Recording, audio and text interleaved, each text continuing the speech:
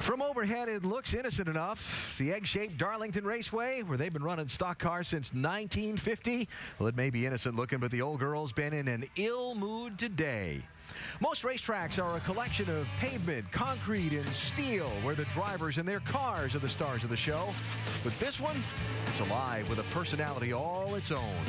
Darlington, known for many years as the Lady in Black, and although she can be a little rough around the edges, generations of stock car racing's best drivers have courted her favor. No matter how handsome or famous a driver might be, the lady's always demanded his full attention and respect. Step out of line or let your eye wander for a second, and she'll let you have it, but good. For those who've treated her just right, though, and earned the lady's respect and favor, the rewards are sweeter than sweet.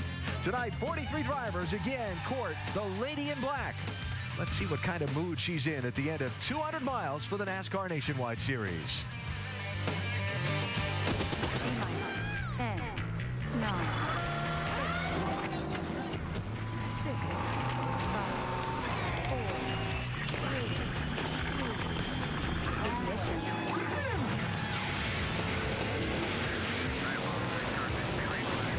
ESPN welcomes you to NASCAR Countdown, presented by Hellman's. As for the 50th time, the NASCAR Nationwide Series goes racing at the sport's original superspeedway, Darlington Raceway in Darlington, South Carolina.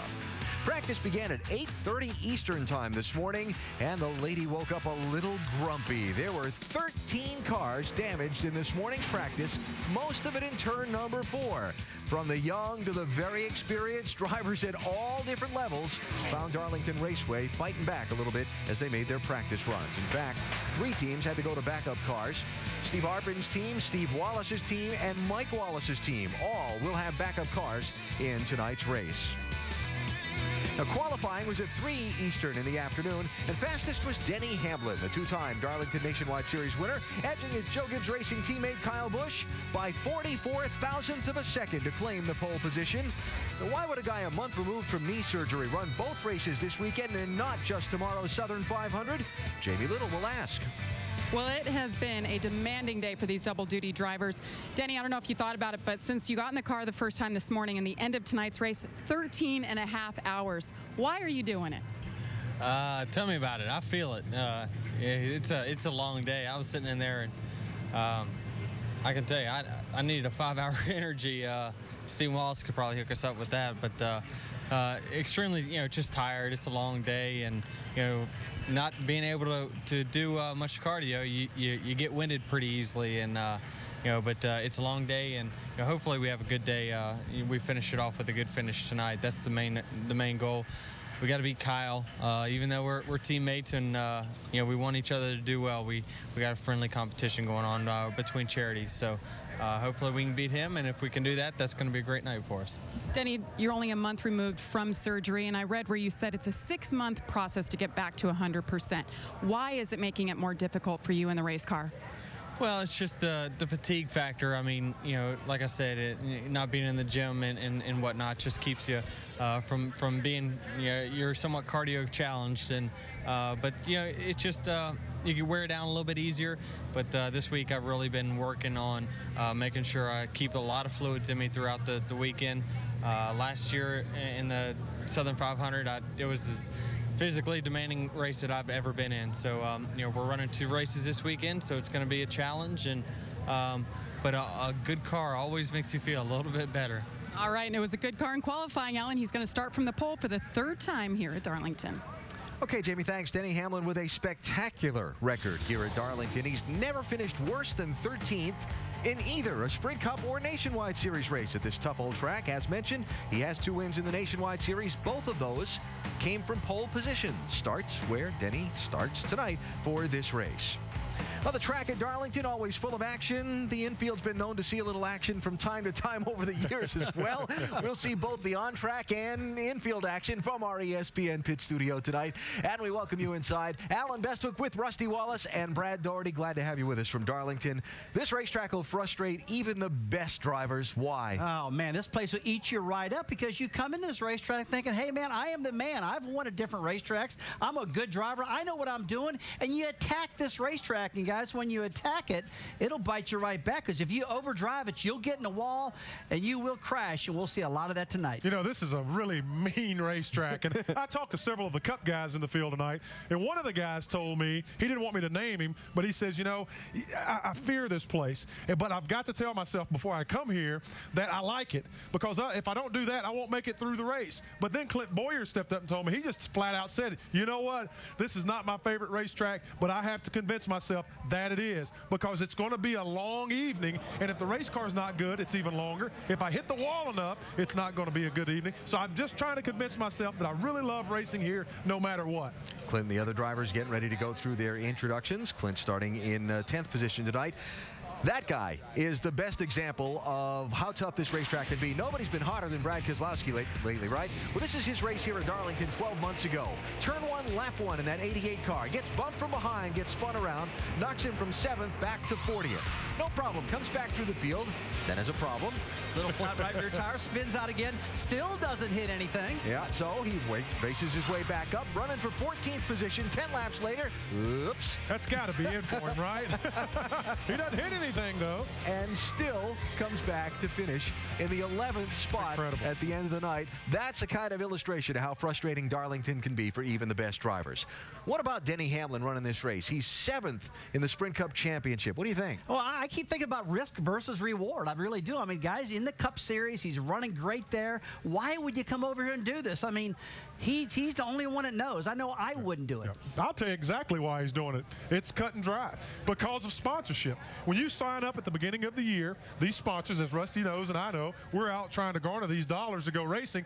They're looking at saying, okay, you're going to put Denny Hamlin in this car at Darlington. You're going to put Kyle Busch in this car, blah, blah, blah. And that, as long as he comes to the racetrack, he's going to drive that race car.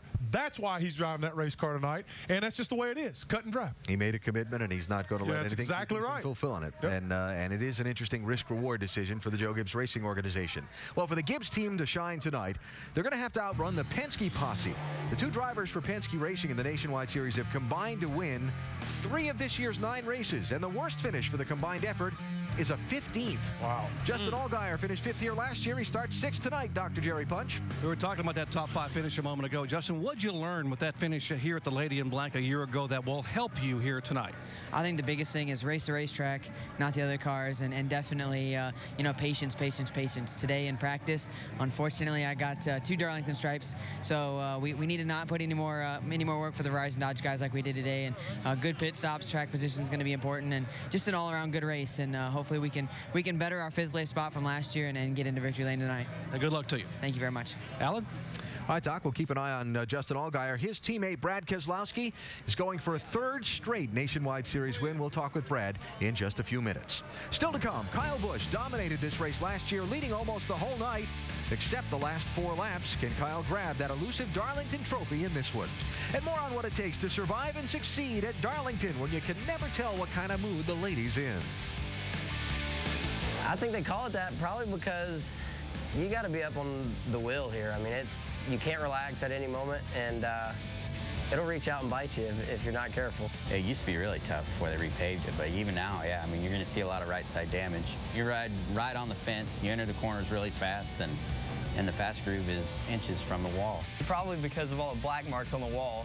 It starts out white and it's black by the end of practice. And also because it's got to be a widow. I mean, it's killing everything around here.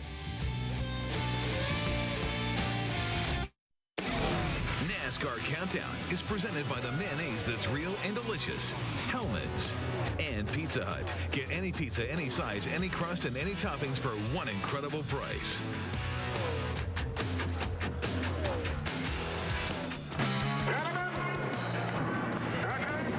This then is it. It's the Super Bowl, the World Heavyweight Championship, and the World Series all rolled into one. This is what it's all about. The flag is down and action takes place early. A big tangle here. It's going to be close. There's the winner, Dale Earnhardt. Will Martin hang on for his 8th career Busch Series win, and Mark Martin will take the victory. Burton got back to that front. Jeff Burton, 2 straight from the pole. He has won the Diamond Hill Plywood 200. Matt Kenseth crossed the finish line and said, we're back. Denny Hamlin is a winner in 2007 at Darlington Raceway. Tony Stewart trying to hang on at the track too tough to tame. Finally, what a race at Darlington. Awesome. Talk about a place with a colorful history. Track founder Harold Brasington acquired the land for his speedway here in a poker game. Then had to bend the shape of the track around Sherman Ramsey's minnow pond. That's why the shape is the way it is. Brasington was expecting 10,000 people for the first Southern 500 in 1950. 25,000 showed up. 70-some cars raced. The Nationwide Series began racing here in its first year, 1982. Jeff Bodine took that inaugural win. All-time win leader here for this series, Mark Martin, 8 overall, including a pair of 3-race win streaks. Come on, Brad. Bend it around a minnow pond. Is that true? I don't know about that. Yeah, absolutely it is true. Let's talk a little bit more about why this track is so difficult to race. When you're trying to pass someone or you're coming up behind someone that you think you're faster than and want to pass, it can be frustrating. It can be very frustrating. This place is all about give and take, and you know, at this track, nobody wants to give. They all want to take. You watch them right here come down the front straightaway. I mean, it's a single wide corner getting into the corner, but they never do that. They try to run side by side. They end up getting in a wall, and they crash, and it's a real mess. It really is. And you run off into turn 2 here, and it looks like there is a lot of room in that corner. You're actually trying to cut it a little bit short. But what happens is by the time you get there, if you're 3 wide, it's too late. You have no room.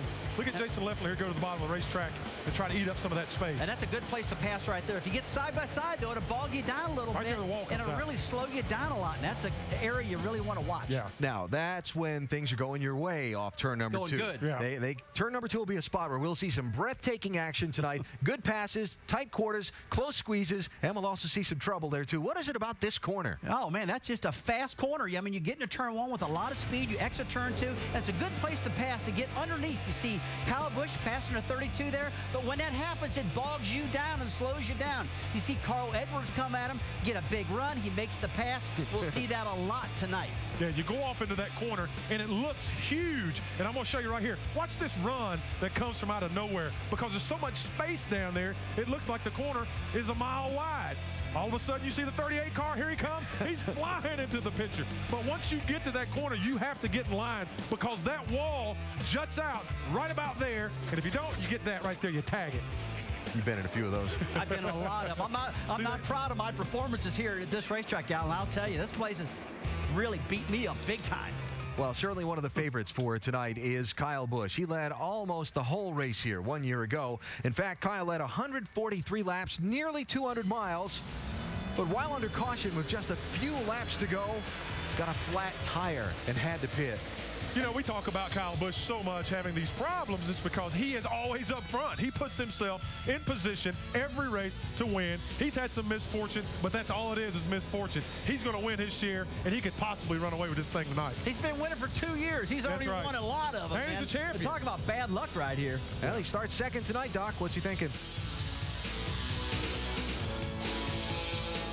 Well, to be successful at Darlington, you've got to be able to handle a loose race car and be the master of the controlled slot. It's a pretty good description of Kyle Busch. And Kyle, where does this place challenge you the most? Everywhere. You know, you've got a lot going on here in a short period of time with not a whole lot of room. So, you know, Darlington's one of those places where it's really, really tough on drivers, mentally and physically, but also tough on equipment. So hopefully we can keep our Z-Line Designs Camry clean on the right side and have a good night and try to stay up front. Hey, good luck to you. Thanks. He starts on the front row. Alan? He will be a factor in tonight's race. All right, let's play history quiz here. Sure. When I say stock car racing history and I say track, what do you think of? Well, you got to say Darlington because it is the first super speedway of NASCAR racing. And when I say stock car racing history and I say the word family, you think of? I'd probably think of the Petty family. That's probably a good call. Well, Dave Burns ties both of those together, a branch of the Petty racing family with roots here in Darlington. David? Yeah, that branch that we want to talk about, Alan, is the Owens family. Trent Owens will crew chief the number 32 for Brian Vickers here tonight, and he calls Darlington, South Carolina, his hometown. He graduated from Darlington High School, but his roots in NASCAR actually go quite a bit deeper than that. His father was Randy Owens. He was on the team that Richard Petty went to his 6th championship with in 1975. Randy was tragically killed at Talladega that same year. Young Trent on the right was just 4 months old. Trent persevered and grew grew up going summers to the petty shops, learning about NASCAR, and eventually competing in NASCAR's Truck Series before he quit that in 2003. Family ties remain strong. Uncle Richard and Aunt Linda attended the 1999 wedding of Trent and Amy. Great memories for their wedding scrapbook. That's the King's formal hat, by the way. Trent and Amy now have 2 children, Anna Davis, and young son Gray turns 3 this Sunday. A great Mother's Day present for Amy, and of course for Trent, the best gift of all would be a win as a crew chief here at Darlington Raceway, something we know his late father would be very proud of. Alan? Great story, David. Thank you. Brian Vickers driving Trent's 32 car tonight from 17th starting spot. Our J-Ski news and notes now. Braun Racing's made what it calls a structural change to its 38 team. Trip Bruce going to serve as Jason Leffler's crew chief for the next 3 races. What was a top 5 team in points last year, struggling in 15th right now. Don't look for Kyle Busch to run all the Nationwide Series races. Joe Gibbs Racing says Brad Coleman will run the 18 car in events where the Nationwide Series is away from the Sprint Cup Series. And an update now on 2-time series champ and former Darlington winner Larry Pearson. Remember his victory at his home track here in 1995 in that 92 car? Larry injured in that Legends race at Bristol in March. Dr. Jerry Punch visited with Pearson at his home on Thursday. He told me when I first had my surgery that it would be 10 weeks before I could stand up. Hopefully I'm progressing a little bit faster than that. I feel like I am, but you know, doctor's orders. I'm going to do what they tell me to do. So in about 2 weeks, 3 weeks, we'll know. The full interview with Larry Pearson and Dr. Jerry Punch on NASCAR Now, Wednesday evening, 5 p.m. Eastern on ESPN2. It is something you won't want to miss. Up next, Brad Keselowski going for that 3rd consecutive NASCAR Nationwide Series victory. We will hear from Brad in a moment. Plus, Carl Edwards looking for a couple of firsts tonight. His first win at Darlington and his first win of this 2010 NASCAR season. Darlington 2010!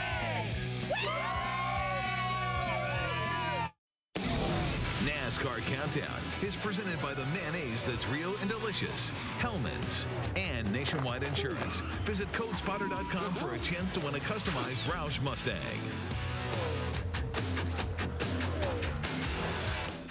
White flag, here we go. Don't let him mess with you now. Harvick in front. He's going to have to fight them all from both sides right here. Here comes McMurray with a head of steam. Oh, he's hung in the middle. Watch him clear the bottom. On the hard side. Look out, they're going to go around. Oh, big crash. Oh, and up into the wall. The caution is out. The race will finish.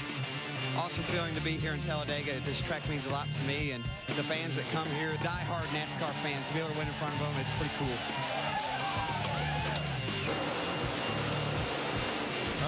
Caution is out. Caution is out. Oh, no.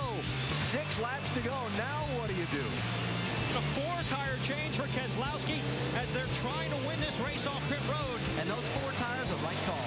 Green light checker finish. Brad Keselowski right up on the outside of row 2. Oh, they're 3 wide for the lead. Maybe 4 wide. And Keselowski through in the bottom. This is the last lap. Biffle leads that one. Keselowski to his inside. Final corners. Keselowski's going to squeeze out in front. Brad Keselowski, back-to-back wins. Man, this is awesome to watch you, Brad. That's what you say they do, RP. We got it done today. Brad Keselowski leads the NASCAR Nationwide Series in a lot of categories. The overall championship, top 5 finishes, tied with Kevin Harvick for top 10s. It's graduation season. That 4.0 number looks pretty good where racing totals are concerned, too. And he's going for a 3rd straight win from 3rd starting spot tonight. Jamie? Well, nothing like a little pump up to watch all these categories that you're leading right now, Brad. But coming off of winning 2 races, it's interesting. You come to Darlington, the only nationwide track you haven't had a top 10. Why? Well, it just, I haven't caught the right brakes, and I haven't made the right brakes. You know, the last 2 times I've been here, I wrecked myself. And you got to be smarter than that. So hopefully I've learned some lessons from that, and we'll apply that to our Ruby Tuesday Dodge Charger today. You know, I feel like our car's really good. Just got to make the right decisions and have a good day on pit road and on the racetrack. All right, well, he starts 3rd, his best start here at Darlington. Doc. With Carl Edwards. Carl, 10-time Darlington winner David Pearson once said, if you don't learn to like this place and respect it, you will never win here. How tough is that for a driver? You know, he's right. I guess I can only say that I believe he's right because I haven't won here, but we've been very close. You know, we've had some really good runs, and you know, they always say race the racetrack, and you've already seen it today. You know, it's so hard to keep these cars off the wall because you're running on that ragged edge, and we've got a great Copart Fastenal Fusion. I went a little easy in qualifying. We're sitting here 5th, but really looking forward to this race. This is one of the most exciting racetracks we run on. Have a good one. Thank you. Carl Edwards hopes to run up near the wall, but if he hits the wall, a lot of bad things can happen inside the car. For more, let's go down to our Craftsman Tech garage and Tim Brewer.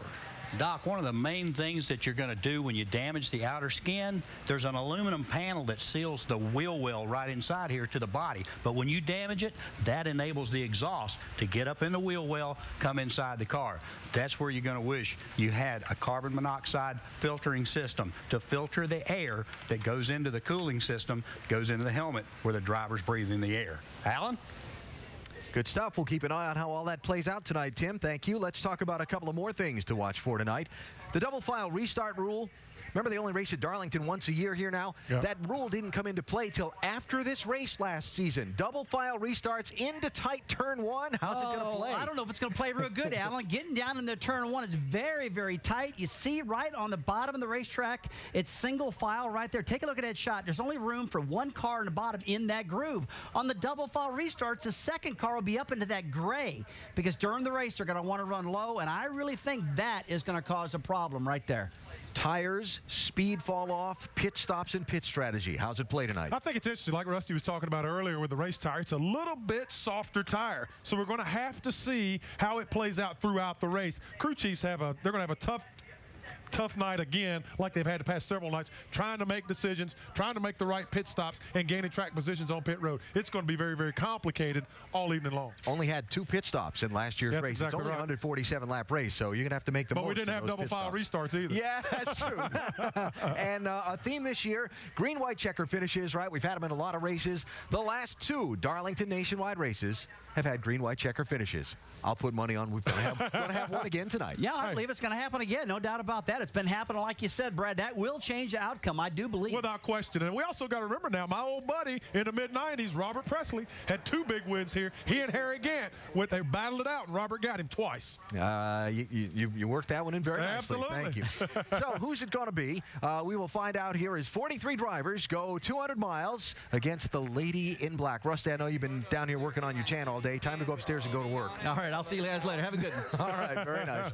So Kyle Busch trying to get back what got away from him last year, a winner's trophy at Darlington. The opening ceremony coming up in just a couple of minutes. It's NASCAR Countdown presented by Hellman's. From the track too tough to tame, the Lady in Black, the party's own, whatever you want to call it. She's a mean lady, boy. It has changed over the years to keep up with the times, but the old track still very true to Harold Brasington's original design. And this weekend, Darlington Raceway hosts NASCAR racing for a 61st year.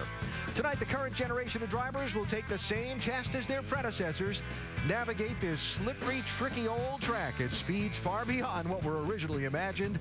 Some take the test for the first time. Some will need all the experience they can muster to try and win at Darlington. Let's go trackside.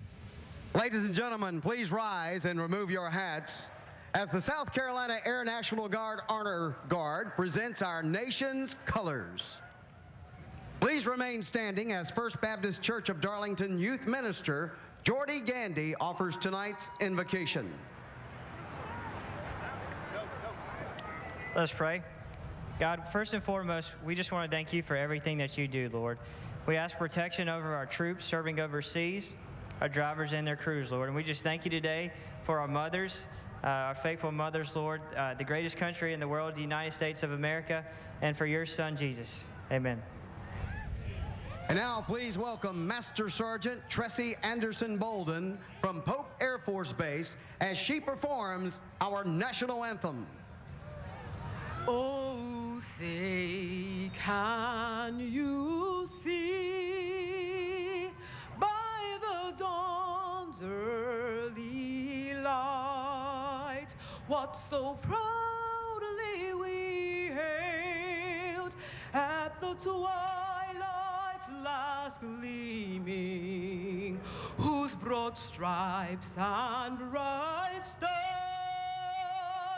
through the perilous fight o'er the ramparts we watched were so gallantly streaming, and the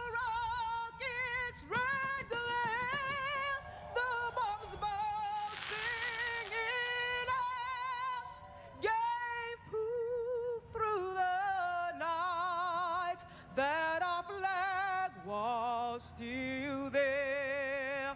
Oh, say does that star-spangled banner yet wave o'er the land of the free and the hope of the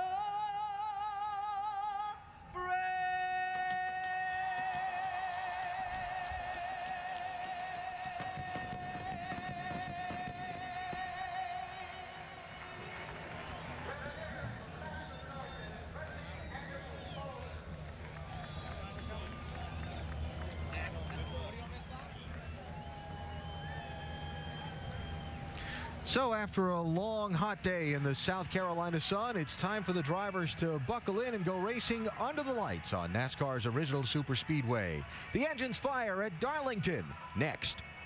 NASCAR Nationwide Series at Darlington is brought to you by Loterman Ultra, the killer cure, and Nationwide Insurance. Visit CodeSpotter.com for a chance to win a customized Roush Mustang.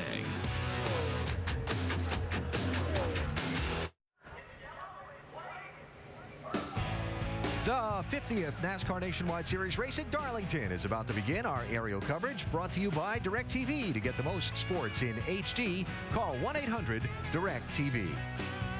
It's been a warm one today. Temperatures topping out just shy of 90 degrees this afternoon. 85 now. It'll cool through the race to be in the upper 70s at checkered flag time. Sunset 8:08 Eastern.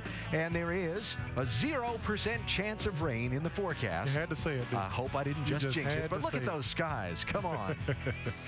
All right, the air conditioning is reported to be working just fine up in the booth where Rusty has joined Marty Reed and Andy Petrie ready to call the race. We'll see who gets the first stripe up there tonight, Marty.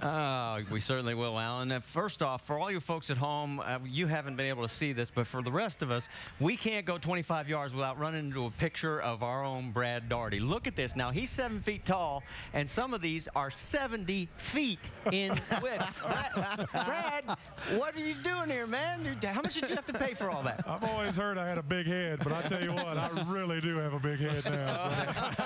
That's his I'm doing business for. We're going to have that big one sending it over to your house so that your neighbors will really enjoy that too. All right, let's talk a little bit about racing because this track, it is a love-hate relationship. Oh, it really is. And you can really mess up big time at this particular racetrack, Marty. It's all about respecting this place. It's all about racing the racetrack. And if you aggressively attack this track, I will promise you, it will jump up and it'll beat your butt in, no doubt about that. But if you're able to win here, it means a lot to a driver and a team because this is the toughest track on the circuit by far. All right, we have 5 first-timers here on the track that is too tough to tame, and 2 of these, Steve Arbin and Trevor Bain, have already hit the wall. And they'll likely hit it again tonight, but the key, if I'm their crew chief or spotter, I want to coach them and try to keep them out of the wall because they need to run all the laps tonight so they're not a rookie when they come back here next year. Andy, one thing I've noticed that those rookies you're talking about, a lot of those rookies, this racetrack bugs them, and because of that, they respect this track. They drive every lap with caution, and if they keep doing that, a lot of these guys I've seen, the past guys,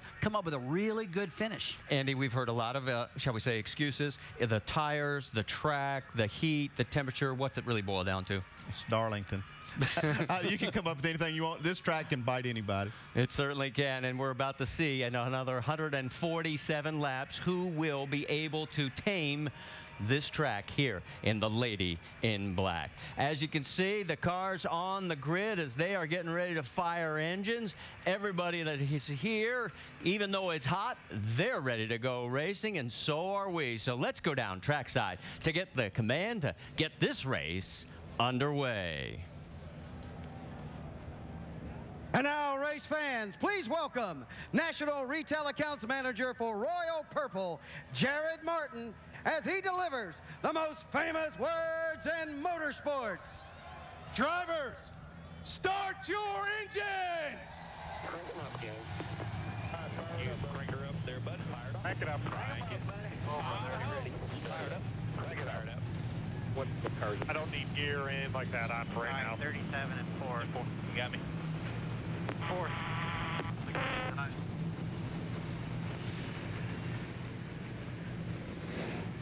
So the engines have fired on the 43 cars, and as we get ready to wish everybody a happy Mother's Day, which is tomorrow, we'll remind you that when we come back, we'll talk to our in-race reporter. There he is, number 35, with start number 499, Jason Keller.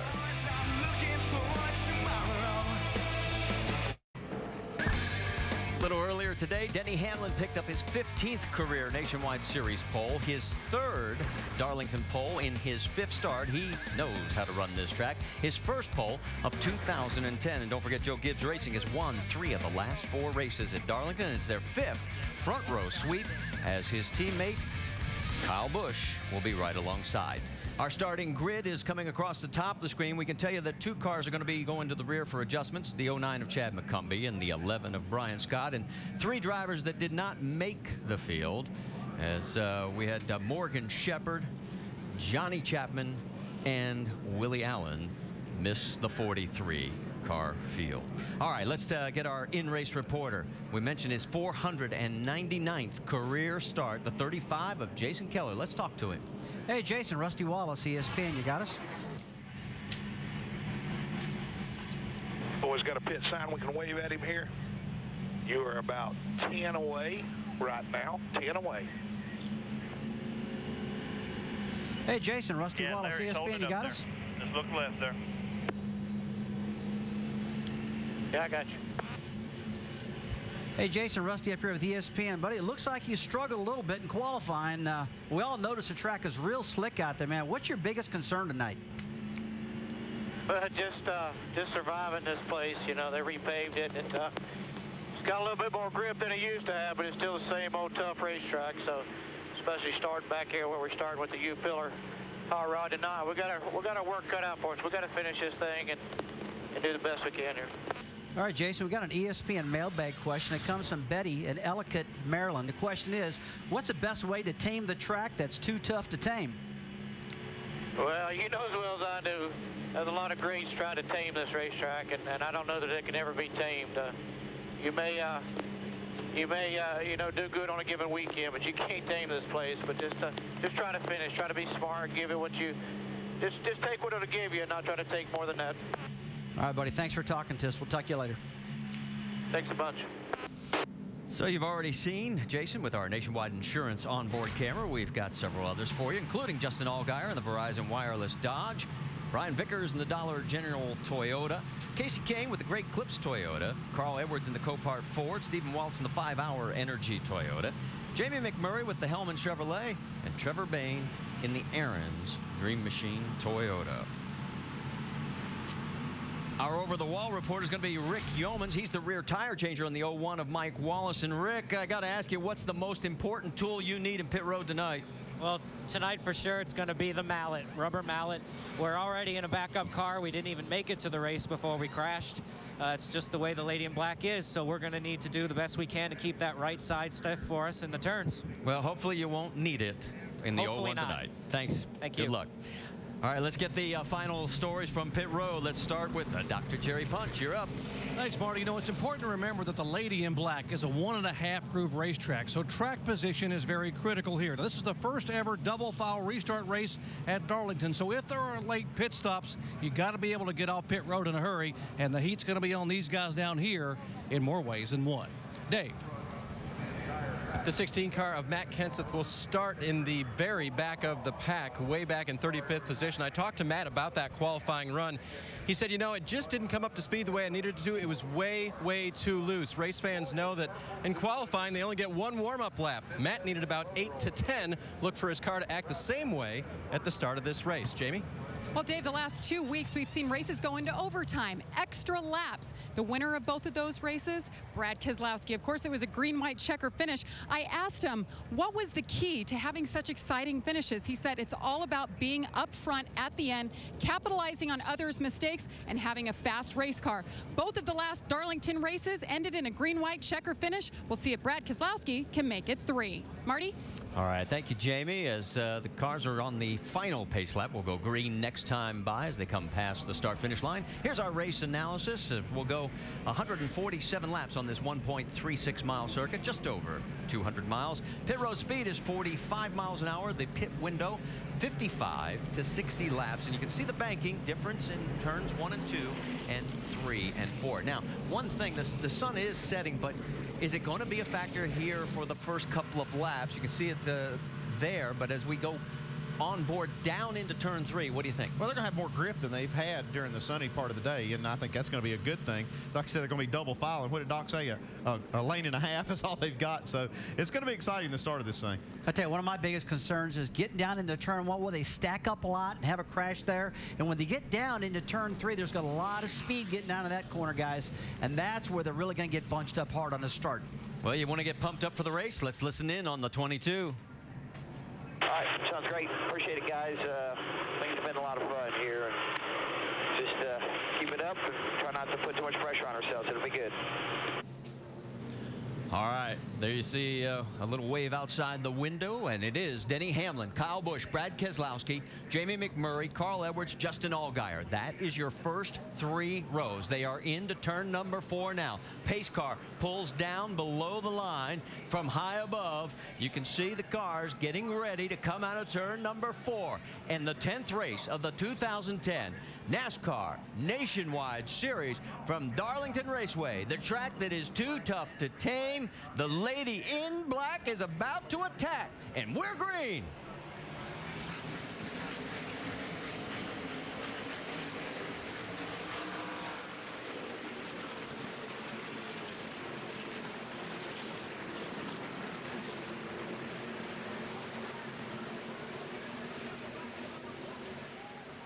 Well, we survived the first 2 corners, and Denny Hamlin has the early lead with Jamie McMurray right behind him, guys. And you see the first thing they've done trying to get single file, but you see McMurray trying to get underneath Denny Hamlin off of turn 4. Who's going to lead lap number 1? It'll be our pole sitter, Denny Hamlin. Kyle Busch there in 3rd. Justin Allgaier now in 4th. Boy, right now you see him trying to have a little bit of patience because you really need to get single file coming off got a these car in corners. the wall off turn 2, guys. Got like one. Brendan gone. I think Brendan has tagged the wall with the right side already, and now we hit hard, man. Yeah, you did, Brendan. Yeah, he was out of shape over there coming off 2, and that, you know, Russ, that turn just narrows up so much when you hit the straightaway. Oh, we talked pretty about hard, guys, on the right side. Well, he had a good qualifying effort, came out 11th, but now it is the 6th time in the last 7 races here that we've had a caution within the first 10 laps. You can see right here, he's completely out of the groove there in that gray part of the racetrack. Just no grip whatsoever. Yeah, there's a great part of the racetrack up there. Looks like you said, Andy, it looks like he was way up there already. Well, he pounded it. He likes to run the top of this racetrack, but I think that was just too high. So there you see the damage on the right side of Brendan gone. So we are under our first caution here with just 2 laps in the books at Darlington. Catch me if you can. Back here at the Royal Purple 200, presented by O'Reilly Auto Parts at Darlington Raceway under our first caution, as we have completed just 4 laps of the 147 scheduled after Brendan Gaughan tags the wall in turn number 2. Now, let's go back to the start, because you'll notice as we take you there that the left side inside line with the 18 just doesn't seem to get going as fast. Looks like Denny gets a good start right here. He chooses that outside lane for the start here in his pole sitter. And looks like the 18 car just didn't get going as quick. Restart and start rules suck. There isn't a single driver out here that knows how to follow them. Not a one. So obviously he's seeing something that we didn't see. It just looked like he was a little late getting on the hammer. It looked to me like Denny went on about the right place. I'm not sure what he's talking about. I'm sure he's got some kind of beef there, but not sure exactly what it is. As it is, he is now running in 3rd position. Denny Hamlin is up front with Jamie McMurray. Then 4th is Justin Allgaier, Brad Keselowski 5th, Greg Biffle, and Kevin Harvick 6th and 7th. Now, Carl Edwards is in the 8th position, and we're hearing that he also had some words regarding the start. Did somebody spin their tires on the start, Jason? Nah, I don't think so. The 18 just didn't really go. He just didn't go, it looked like to me. That's kind of what it looked like to me. Yeah. I don't get it. I don't know. It'd be interesting to ask Kyle if we could, just what he saw that we did not from up here. So as we continue under this first caution, we'll step aside quickly as we'll be back here at Darlington Raceway to get another restart. The NBA playoffs continue with conference semifinal action on ESPN and ABC tomorrow night. Beginning on ESPN at 5 Eastern, Dwight Howard and the Magic head to Atlanta for Game 3 against Joe Johnson and the Hawks. The Magic lead that one 2-0.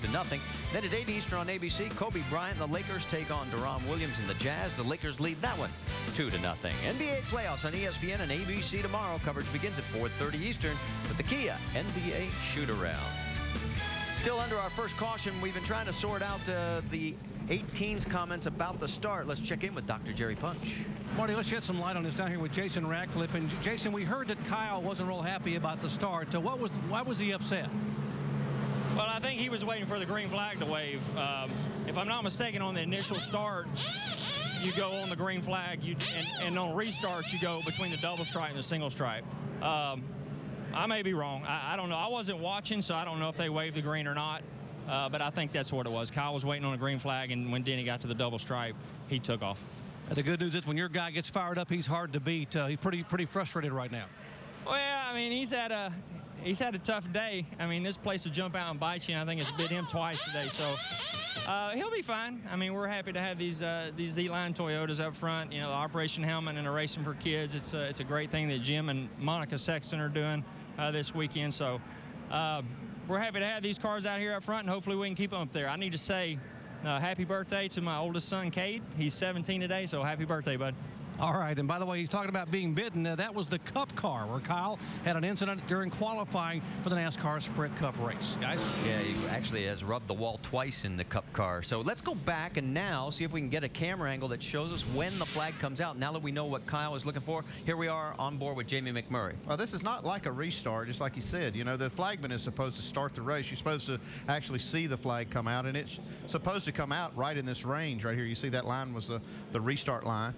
I still haven't seen the flag come out. I think that's exactly what Kyle's talking about. You see right here, Denny's going, and I still haven't seen a flag, and there it is. So maybe that's what Kyle's talking about. He was looking for the green flag. Well, here we go from this angle. Let's see if this, well, there he's out.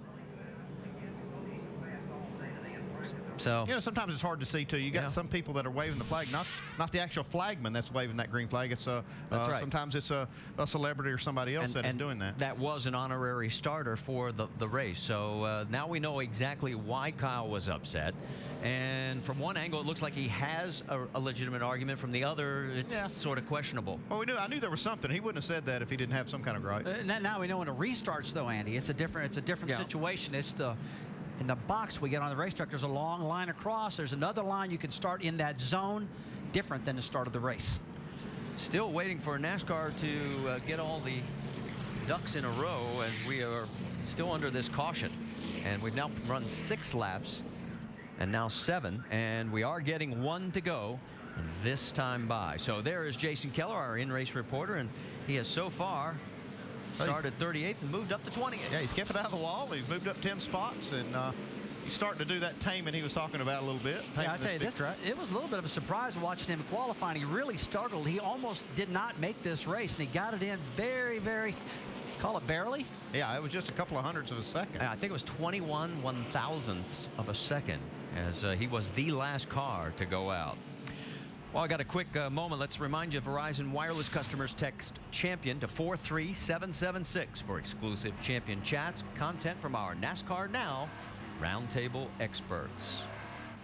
So they're on the backstretch. Lights are out, so we'll be going back to green flag racing. Let's reset it for you if you have just tuned in.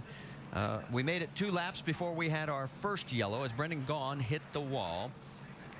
And as Denny Hamlin leads this race, it's Jamie McMurray second, Kyle Busch third, Justin Allgaier fourth, Brad Keselowski fifth, Greg Biffle in 6th. As we said, just 1 caution on lap number 2 for Brendan Gaughan. He's the only car off the track right now. Pace car pulls down onto pit road. And with the selection, Denny Hamlin has again taken the high line. Yeah, I don't think you'll see anybody take that low line here at Darlington tonight or this weekend, Rusty. What do you think? Oh, they want to start in the top side, get that momentum built up, and bomb that baby down into turn 1. Good restart. Green flag is out. We're back to racing here at Darlington.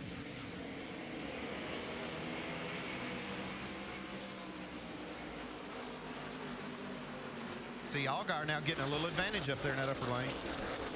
Boy, and the question is, how long can they stay patient off of turn 2? Because that corner right there, that's the one that'll jump up and flat bite you right there. How about Greg Biffle? He picked up a spot, got around Kyle Busch. More action even further back. Go back to the battle up front. Justin Allgaier, who finished 5th here last year, side by side with pole sitter Denny Hamlin. He's already tagged the wall a couple times in practice, too. Allgaier has, so been pretty aggressive with this track in the beginning. Whoa, look out. Trevor Bayne almost gets together with the 32 of Brian Vickers. They both survive. 98 of Paul Menard goes under Bayne. Brad Keselowski, let's take you back to just a moment ago because he has dropped to 13th. Watch the 22. Boys, right in the middle of the racetrack right there. It just runs out of space, gets into the back of Trevor Bayne just a little bit. It's got to get out of the throttle, and that just kills his momentum right there. It looked like Clint Boyer also caught a piece of that wall, trying to stay out of that. I think you're right. Back to the battle for 3rd. Jamie McMurray closing in on Kyle Busch as Kyle has gotten back around as Biffle has dropped back to 6th. It's Allgaier now your race leader. Denny Hamlin, Kyle Busch, McMurray, Edwards, Biffle. That's your top 6. Marty, I talked last week about Justin Allgaier. I mean, this guy has got it going on, this Team Penske. I mean, I know he's going to run good, but I didn't expect him to jump out, take the lead from Denny Hamlin, both of those Gibbs Toyotas, and set sail. I think maybe hitting the wall a couple of times in practice, he got it out of the way, and now he kind of knows where the limit is. Well, I also told him that story you told me about Harry Gant. Yeah, Harry Gant, we brought him here, and he hit that wall in practice. He said, you better reinforce that side, boys, because I'm going to hit it again. Here he is passing Denny Hamlin for the lead. And he ended up coming back to win the race. And here is the replay of the pass while we were showing you the almost contact with the 22 of Keselowski. So a nice job by Justin Allgaier to take the lead. And since then, as we mentioned, Kyle Busch got around Jamie McMurray, put him back into the 3rd spot. McMurray 4th, Edwards 5th, Biffle now 6th. And a little bit further back, you can see Kevin Harvick, Casey Kane, Brian Vickers right there. Here comes Matt Kenseth. Boy, you talk about a guy who was struggling to make it into the field.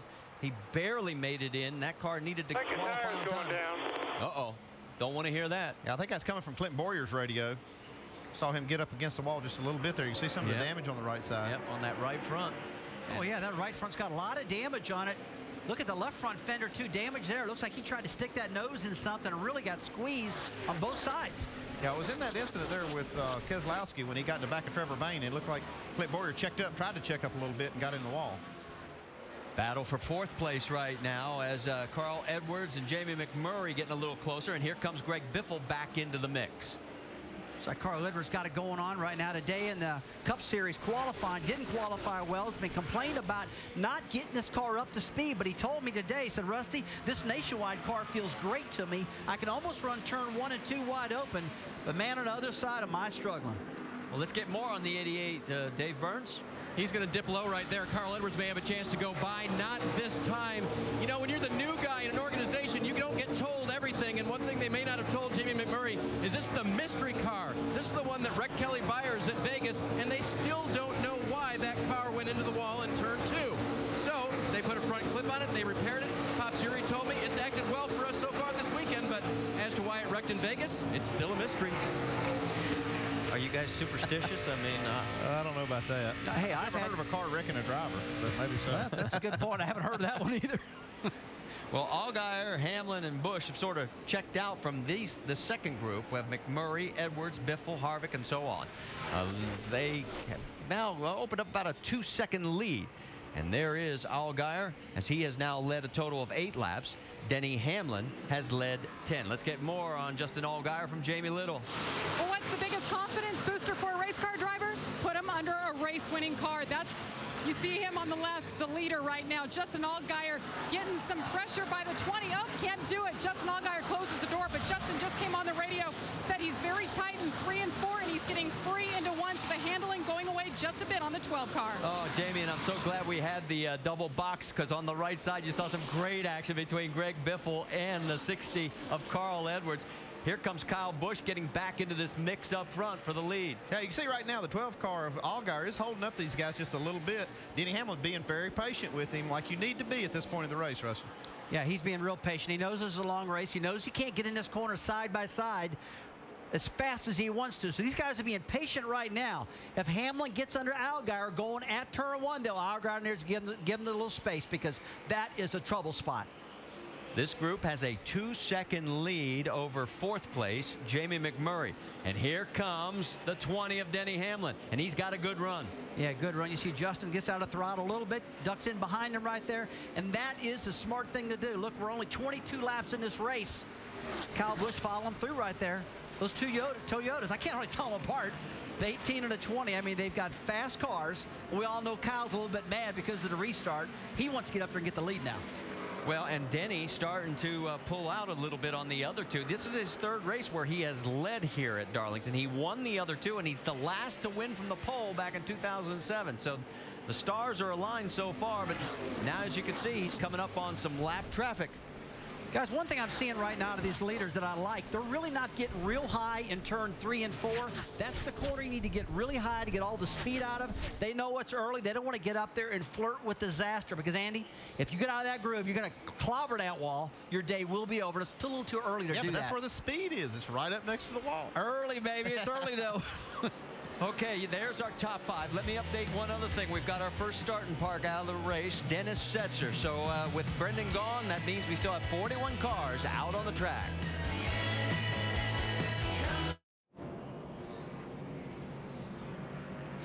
We're under our second caution. We'll give you the update on what brought this out with the 21. But right now, welcome back to the NASCAR Nationwide Series. Go to NASCAR.com for your latest NASCAR information. Here's what happened. Remember that earlier contact? Well, finally, the tire goes down. Yeah, he thought he had a tire going down. We heard it on the radio, and it lets go right there. So it looks like we're going to have our first takers here as we've completed 27 laps. And here come the Joe Gibbs duo as they came off the track, 1st and 2nd. Dave Burns, they've got a long way to go before they get down to you. And when they get down to Carl Edwards and fill that car full of Sunoco fuel, they'll also make a chassis adjustment for a car that was a little free and a little tight across the center. That'll be a wedge adjustment, 4 tire change for Carl Edwards. Doc? Kyle Busch said he can't tell if it's tight or loose in turn 1. He said, I think it's tight, but it's also loose coming off the corner. I need it to turn better. They're going to make an air pressure change. Jamie. Denny Hamlin said he's a little tight on exit. The call is for right sides only to keep him out front. It's a good stop. He almost stalls it on exit, and he gets out at just ahead of the 27. Here's our nationwide insurance race off pit road. Denny Hamlin stays the same, but boy, Greg Biffle picks up 3. Keselowski picks up 6, taking only 2 tires. And you know, for the 21, well, for Clint now, he's finished 23rd or worse in 2 of his last 3 races. Back here at Darlington Raceway under our second caution as Clint Boyer ended up cutting a tire, going into the wall hard and is behind the wall, as is now Derek Cope as he is pulled behind the wall. Dennis Setzer, we already pointed out, and Brendan Gaughan out of the race. The caution gives the 26 of Brian Keselowski, our Aaron's lucky dog, free pass, so he'll get to come around, get back on the lead lap.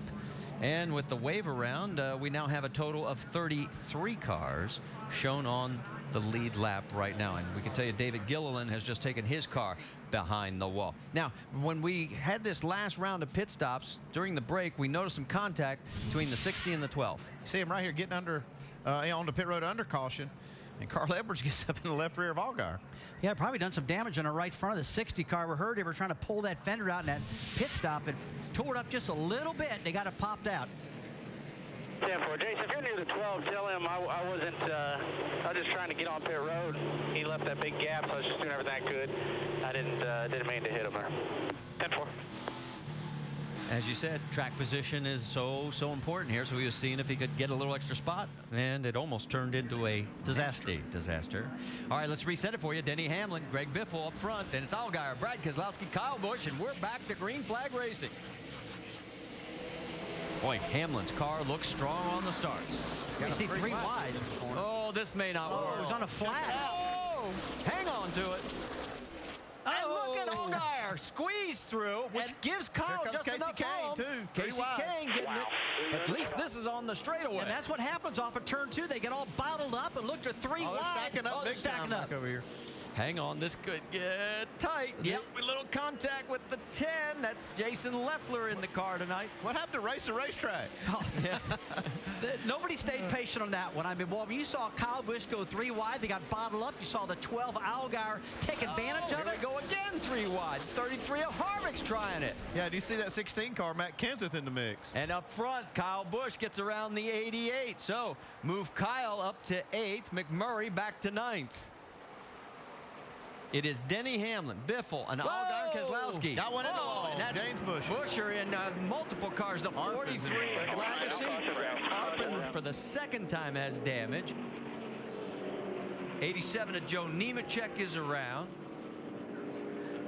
So God, you could see all this getting ready to happen, Marty. Just way too much aggression on this restart. Man, 3 wide at a single groove track doesn't work. Now, Arpin right here has got a lot of damage. That's the second car today that he's torn up. This was not his fault. He was just a victim. The 09 of Chad McCumbee also involved. So our third caution, that's not looking good for James Busher. Or James Finch, the owner of the car. Yeah, that was hurt. Let's go back and see if we can see how this all Well, he's not on the track right there. He's on the apron. Not even on, yeah, he's on the flat down there in the gray and on the dirt, and he just lost it. It looks like he was watching Kyle Busch, what Kyle was doing, and tried to keep it low and pull off something. He is completely on the flat part of the racetrack right there, and there's no grip. There's sand and dirt. No way he could hold on to it. Annette gets through. Andy, I tell you what, this racetrack is so wide getting down into turn 3. I did that myself when I was driving here once, so I got disoriented, went down to turn 3 and said, hey, there's plenty of groove. I was actually on an apron and didn't know it, and I think that's what's happened here. Well, he's going to know it after he sees this. Yeah, he paid the price right here. This is one of the only tracks we go to in NASCAR where the apron is this wide. The track is very narrow, folks, and look at all that asphalt, and I'm telling you, it can happen. I mean, it's crazy looking, but it's not that crazy when you're behind the wheel driving it. Michael McDowell also suffered some damage in this, as we'll sort it all out for you. There's Busher from high above, taking it back to the garage area. We'll step out one more time here at Darlington Raceway. It's been a rough night already. As much as things change, things stay the same over the years. The cars, the hairstyles, the action at Darlington. Yeah, some of it changes, but some of it is just the same as it's been for most of these past 61 years. Already 3 cautions in the first 36 laps of tonight's NASCAR Nationwide Series 200-miler at the old track. Too tough to tame. Tell you what, we're seeing some attrition, of course, but really, really struggling. And Kyle Busch here just a little while ago summed it up best. This is the stupidest I have ever been involved in. I hate this freaking racetrack. No luck. Outside, inside, doesn't matter.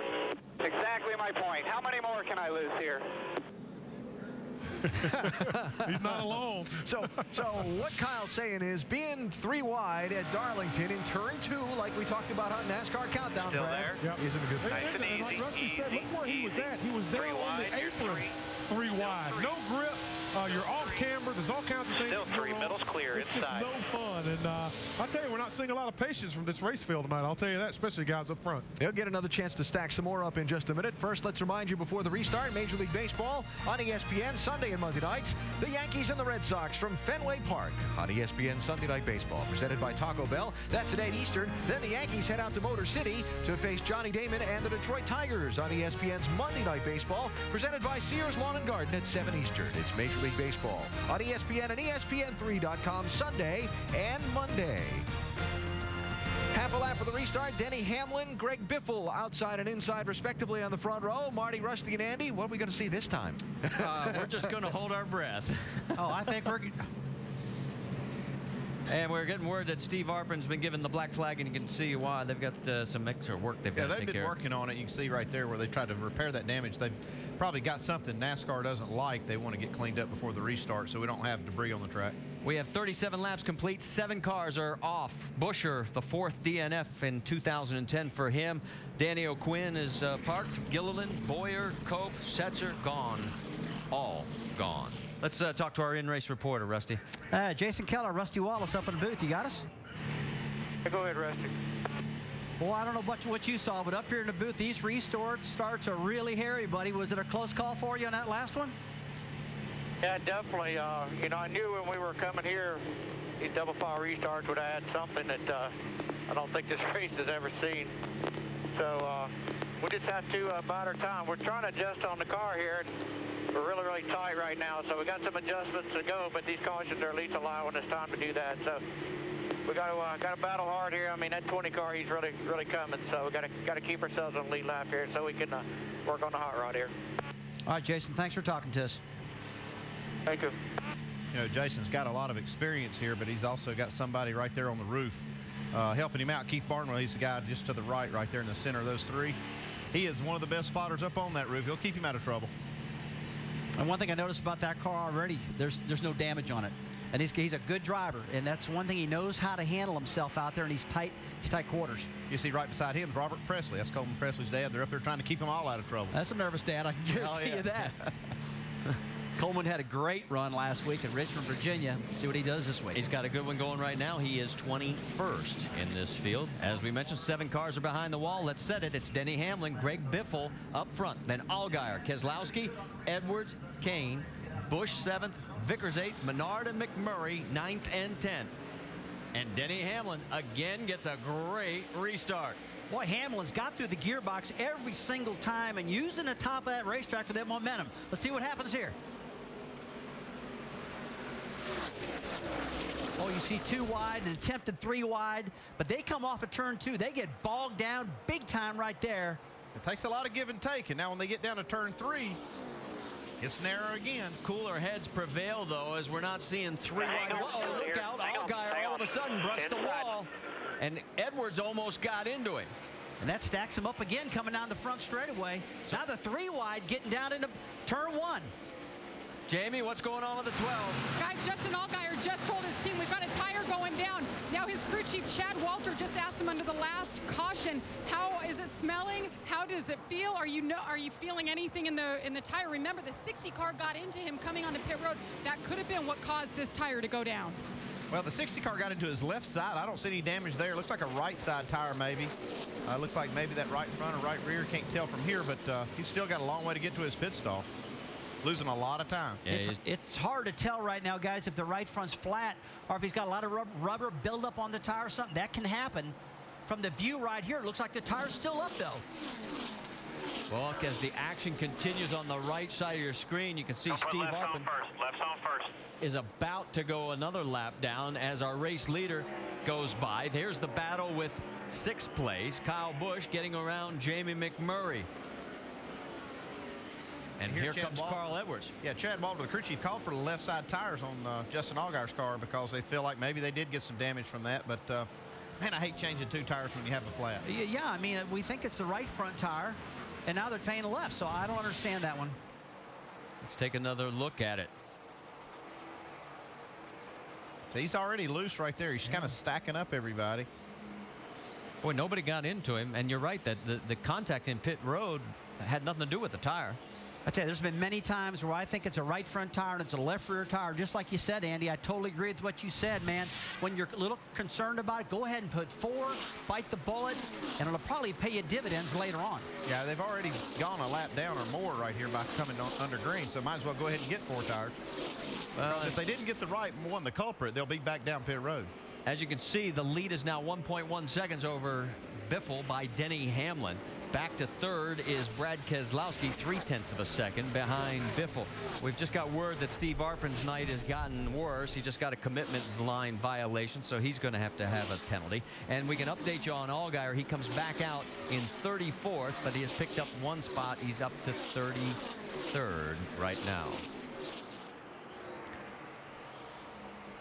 16 of Matt Kenseth, the defending event winner here. He has been working his way back towards the front. And you can see this is for 12th position, the 2 Roush teammates. Boy, if I'm Ricky Stenhouse right here, I believe I'm going to let Matt go and try to follow him and see what he's doing out there because Matt's one of the best at this racetrack. Oh, you're exactly right. If you need to go to school, how to get around Darlington, follow this guy. That's a good call, Andy. That's what I'd be doing. And if you're a crew chief, you'd probably be telling me if I was out there still. Battle for second place is heating up. Brad Keselowski closing in on Greg Biffle, and boy, he just blows by. Well, that's a classic way you race here. You saw Greg Biffle. He knew that he was slower than Keselowski. He saw him coming. He says, okay, take it. We'll go racing the racetrack, not each other.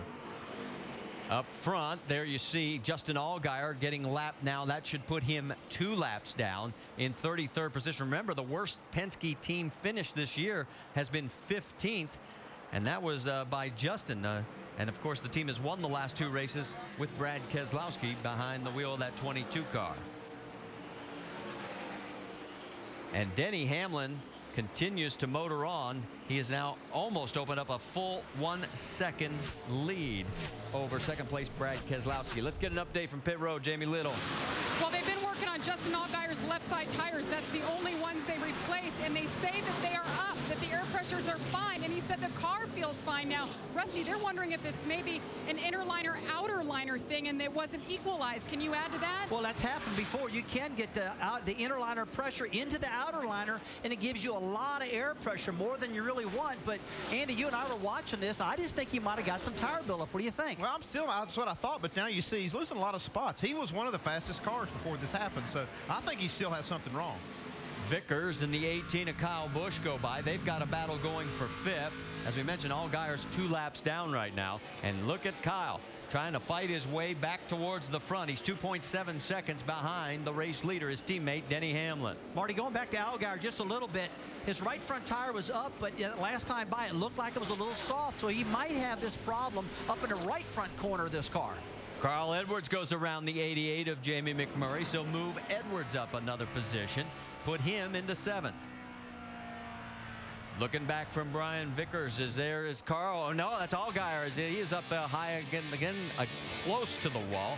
And again, looking like he's got his hands full with that number 12 Dodge.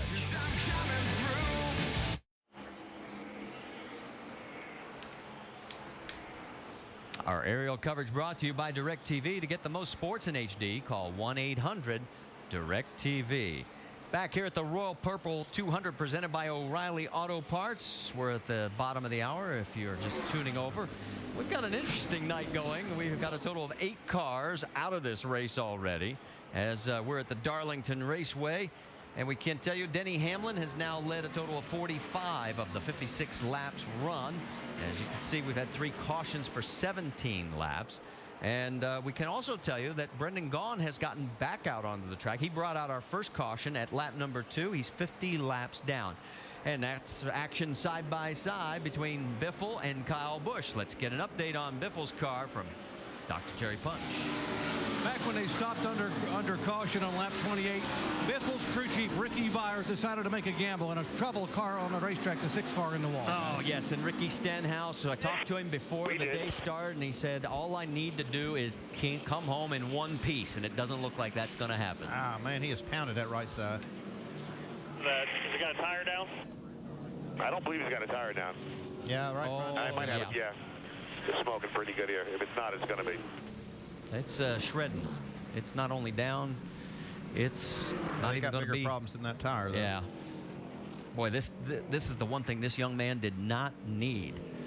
Jack Roush pulled him aside and he said, look, always telling me is don't crash cars anymore. Yeah, he's got to get a bye when you come to Darlington. Yeah, when you come to Darlington, this one doesn't count. I mean, if you can pull it off here, you've really done something.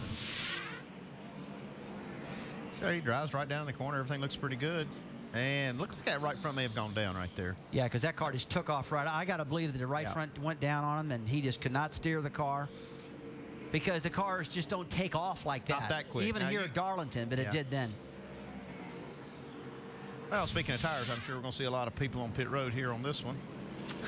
I got to believe every time you get a caution here at Darlington and you got tires to put on it, go ahead and put them on. Pretty good, though. I've been watching the lap times. The tires have been holding up pretty well. It's been 30 laps since the last time the leaders pitted, so we will see what happens. Remember, last year's race only had 2 pit stops.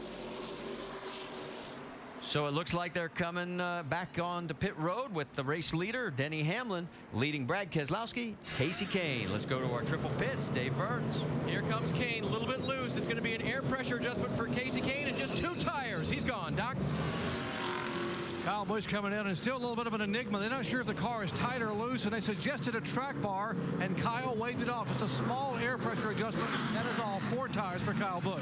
Jamie. And Denny Hamlin in the 20 car said he's just starting to get a little tight. Track bar up a half round, small air pressure adjustment, 4 tires this time around, and fill it up with Sunoco fuel is the call. Marty? All right, thank you, Jamie, and we'll watch the race off pit road as there you can see the 38 going out, as is the 32. So Kane picks up 2 spots with the 2-tire change.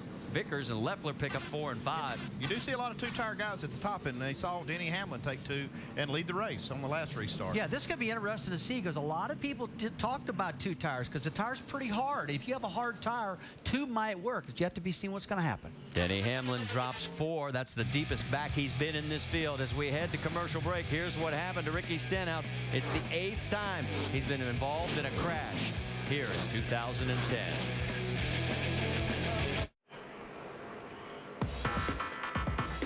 Under our 4th caution gives us time to give you the calendar, and it's NASCAR Now at 10 a.m. Eastern tomorrow on ESPN2, and the roundtable 5 o'clock Eastern on Monday. And then our next stop is 2 o'clock Eastern next Saturday. We'll be over on ABC, coming to you from the Monster Mile at Dover.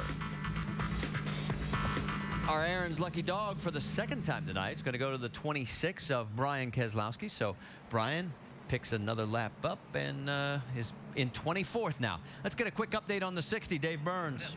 Marty, when you have a 0 in the W category at any racetrack, you do anything you can to try to fill that void. Carl Edwards does not have a win here in the Nationwide Series. First, listen to this radio. I got spray paint in my truck to paint part of that D right here at Darlington Raceway as well. Hey, you got to get me a piece of that bear bond about 24 by 18. 10 for a white bear bond, 20 by 18, coming your way. The width isn't, as long as it's more than 18 inches wide. And as we restart, they want to cover up any part of the D's on Darlington around this track. Cover the front part so it says Carlington. Believe me, they'll do anything to get a win here tonight. Right now, he's got to get underneath the 16 of Matt Kenseth, and he's got his hands full there because right behind him is the 33 of Kevin Harvick. Back up front, it is Casey Kane. One out of shape. Yeah. See, Coleman Presley got sideways coming off of turn 4 right there. Gathered up, did a good job holding on to that number 23 car. Stephen Wallace gets around him. Michael Annett trying to do the same. Here comes Denny Hamlin. Remember, he restarted back in the 6th spot. He's already picked off Biffle. He's up to 5th. Here comes Kyle Busch tagging along with Casey Kane. And we talked to Casey's crew before the start of the race tonight. They said they thought they'd have a great car by the time this race wore in and as nighttime drew on. Well, right here is not a real fair fight. That's 4 tires on the last pit stop for Kyle Busch against the 2 tires that Kane took. And Kyle gets past him to take the lead again. So it's Kane in 2nd. Keselowski's now up to 3rd. There you see right behind is Denny Hamlin, who's gotten around Brian Vickers. So Hamlin coming on as well. So 4 tires, and this is something for us to note for late in the race. 4 is better than 2. Well, we saw a while ago Denny Hamlin take 2 and go out there and lead the race pretty easily, but he has, obviously one of the best cars in the race. So. Well, that's the key right now. A lot of times, if your car is really good, you can afford to take 2. You get a car that's just a little bit off, it will not run on 2 tires. You got to have 4 to get the car handled. Looks like that's what's happening right here. But everybody's looking at this 2 versus 4 to see if it's going to work for late in the race. Sparks flying back there in the corner as the field has sort of settled down now for the first time in quite a while with Busch, Kane, Keselowski, Hamlin, and Vickers. In fact, this is the first time I think we've seen, well, there is, pretty much nose to tail in a freight train. Hey, these restarts have been so aggressive, and you got to believe if it's happening this way early in the race. Now, these guys here on this restart settle out a little bit. Look at Keselowski going underneath Casey Kane right here, taking advantage of those 2 on Casey. And just as we mentioned the fact that it seemed to calm down, Brad says, well, let's spice it up a little bit more. And here he goes. He's going to take over 2nd spot. And right behind, here comes Denny Hamlin. So Hamlin looks underneath, and he's going to move in to now 3rd position, bumping Kane back to 4th. Denny Hamlin's probably thinking, I wish I had a fast pit stop that last time like my teammate Kyle Busch did, because that stop that Busch had, Andy, that was awful fast that last time. Yeah, they had the fastest pit stop on pit road the last time of the cars that changed 4 tires. Keselowski in 2nd place. Darlington, the only track where he does not have a top 10 finish. got a good run going right now. There you see a little action a little bit further back in the pack. That's Justin Allgaier. As remember, he is 2 laps down right now in 31st position, but looks like they've maybe solved their problem. Well, they got a lot of work to do to try to make up 2 laps here at Darlington. And Jamie, what did they find when they changed those tires last time? Well, you guys are right. Rusty mentioned it. He thought he had a right front going down. That is indeed what it was. They looked under the car, all around it, and found a pin-size hole that was leaking. So next time, tell the team to listen to Rusty, because you got that one right. We just took a big guess, did we, Andy? Well, the thing is I never like just changing 2 tires when you got a problem on the track. You think you got a flat tire, just get all 4, and that way you know you get it. Well, you called that one. I mean, how many times have you been bit by doing that? Oh, so many times I can't tell. Well, actually, I learned my lesson after the first few times, and I always change 4 after that. On board with Allgaier there, as you can see, as he breezed it through the corner. Right now, Justin's just got to bring this car home. He's a couple laps down. He can get these laps back. I mean, if late in this race they start crashing a lot, he's fast enough to do that. There's only 2 cars that are 1 lap down right now. He is the first car 2 laps down, so he's not totally out of this yet. We're getting close to halfway. And you see now as we zero in on the battle with Jamie McMurray, and here comes the 16 of Matt Kenseth. Let's get more from Dave Burns. And Martin, remember before this race started, we told you that Matt's qualifying run was very, very loose. I talked to him at driving introductions, and I said, you think with the limited adjustments you get to make on these race cars before the start of the race that you can get this car tight? He said, I think so. Well, that last run, the car was tight. They came down and made a pit stop. 4 tires made a wedge adjustment to try to loosen the car back up again, but not as much as before. Kenseth right now running in 10th position, and don't forget that last year he only led 4 laps. Just happened to be the last 4 as he went on to win. Kyle Busch dominated, leading 143 as we all went extended laps with the green-white checker.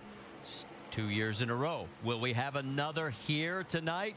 Well, chances are pretty good. We'll find out, though, as we've just gotten to halfway here at Darlington. Kyle Busch is your race leader.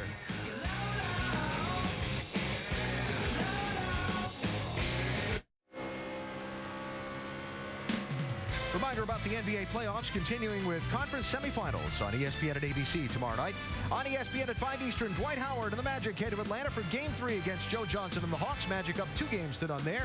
Then at 8 Eastern on ABC, Kobe and the Lakers take on Darren Williams and the Jazz. Lakers up 2-0 in that series. It's the NBA playoffs. Caution on the track or a spin on the track. Who is that? Is that Greg Biffle? That is Greg Biffle. Wow. Well, I tell you, I was just getting ready to comment, Alan, as well. We had a nice long run going there. It's only a 147-lap race. We were clicking them off pretty handily there, and looks like Biffle got sideways and backed her into the fence. The old lady in black is not discriminating in terms of your experience level. She'll bite a rookie, and she'll bite a guy who's had a lot of success at this racetrack as well. It's Mother's Day. I'm not sure how that fits, but that's okay. Just think about it. Yeah, all right. Let's see if we can figure out what happened to Greg Biffle here. Like he comes off the corner. Just swapped around on him. Just turned around. Yeah, just got out there a little bit. You know, all that grip's out near the wall, and looks like he just lost it on the right rear. And nothing you can do. He's one of the best in the world at what he does. And he slipped up. See Carl, yeah, he gets a little solid, gets a little wiggle, and couldn't quite save it. Got up top of those marbles, and that was all she wrote. Just keep racing. Biffle running 7th at the time. So caution is out for the 5th time in the first, well, just beyond the first half of this race. Now, the pit stops last time, Kyle Busch got out ahead of Denny Hamlin. That swapped their track position. Let's see if Hamlin's crew can get the advantage back. Dave? 4th place, Brian Vickers, the second Braun car to run in the top 5 tonight after Kane. He'll get an air pressure adjustment in that race car for a car that was a little free in 1, 2, and 3, a little tight off of turn 4. Doc? Jason Ratcliffe has been told by Kyle Busch the car is loose, loose, loose. And while some guys are going to go with 2 tires, Jason said we're going to stick with 4. Our strategy, 4 tires every chance we get. Jamie. Denny Hamlin had a nice pass on Brad Keselowski to get into second. The call, right sides. 1 round of track bar. You see it there. He says he's pretty tight. They drop it, and he's down and away. Looked like 2 tires on the 20. They went for the track position there. Yeah, and they've been really, really strong. It'll be interesting to see if he can keep that and maintain as we go forward. A lot of different strategies played out there, as you see on our Nationwide Insurance race off pit road. It'll make for an interesting restart when we come back to Darlington, South Carolina. It has been an eventful day for Kyle Busch, especially on starts and restarts. Here was the beginning of the race where he thought that maybe everybody else moved before the green flag waved, and that's why he dropped from second all the way back to fourth. Then we move ahead to lap 32, and he ends up losing 2 more positions on this restart after going well below the line. This is the stupidest I have ever been involved in. I hate this freaking racetrack. No luck. Outside, inside, doesn't matter. Exactly my point. How many more can I lose here? On lap 40, this time, as you watch him, he only lose 1 spot in this exchange, but he's been fighting his way back and right now finds himself in the 6th position. So as we get ready to go back to green flag racing, we will tell you that Kyle has led 17 laps. We've had 7 different leaders with 8 lead changes. We're coming to the conclusion of our 5th caution. It is Stanton Barrett. There's our lucky dog from Aaron's. It's for the 3rd time tonight, Brian Keselowski. Now, Barrett stayed out, and he is shown as the race leader, and he has selected the inside line with Denny Hamlin, Kenseth, Keselowski, Edwards, and Kyle Busch, your top 6, and we're back to green flag racing. And Stanton, you're getting some TV time, but it may not last for long because they're swarming. Yeah, you better watch now. He could really stack up these guys, and no tires in that car right now. So he moved to the high line. Looks like they're trying on the bottom. Here comes Keselowski underneath him. He clears. All of a sudden now that's a chance for the 60 of Carl Edwards to sort of box in Kyle. He gets around Kyle, and Kyle's still blocked behind. Yeah, it looks like Stanton Barrett's doing a pretty good job of holding his own in that outside lane against Carl Edwards. Carl trying to take it down on the inside of the corner. Tell you what, guys, you see right behind Kyle there, Trevor Bayne. He's doing a really good job. Now, Edwards is really trying to get underneath the 41 again of Barrett. Oh, look at this. Kyle Busch 3 wide. Carl had to check up for a bit. Then Kyle goes slingshotting around. He gets past both of them. Here comes Trevor Bayne into the mix in the 99. And he's got around Barrett as well. So Stanton, after fending him off for a few laps, he tried. He gave it an effort. He's up there, up in the dirty part of the racetrack right now, though. Better be careful. You got to hand it to him. He's doing a lot better job than I thought with no tires in that car. I mean, it's a good job out of Stanton Barrett. Brad Keselowski has now just moved ahead of Kenseth as he now takes over second. It's Denny Hamlin back in the race lead. Keselowski second. Kenseth third. As we drop back a little bit further into the battle, we got Menard, Vickers, and Leffler. That is for 9th, 10th, and 11th on the racetrack. Barrett at the front of that pack, running in 7th. And the 6 that are ahead of him, as you can see, are starting to pull away, especially the race leader, Denny Hamlin. There goes Kyle around Matt Kenseth. Now, Kenseth did not take tires. We have to make that clear. Yeah, he just came in for gas only. That's how he gained a lot of spots. I'm sure they're just looking to steal a little track position because, you know, they started so far back. And maybe this is a good move right now. But Andy, do you think that he's concerned about not having enough tires because they've been having caution flag after caution flag? Could he be conservative with his tires so he's got them ready for the last run? Well, he'll definitely now have an extra set over the rest of the guys. We'll see right now, Matt Kenseth now getting passed by his teammate, Carl Edwards. And Dave, what are we hearing down there from Matt Kenseth's crew? Well, I made the sign of rolling the dice to crew chief Eddie Pardue, and he just laughed. I said, we got to do something to get our track position. This is the happiest Matt has been with the race car all night. That was the big thing.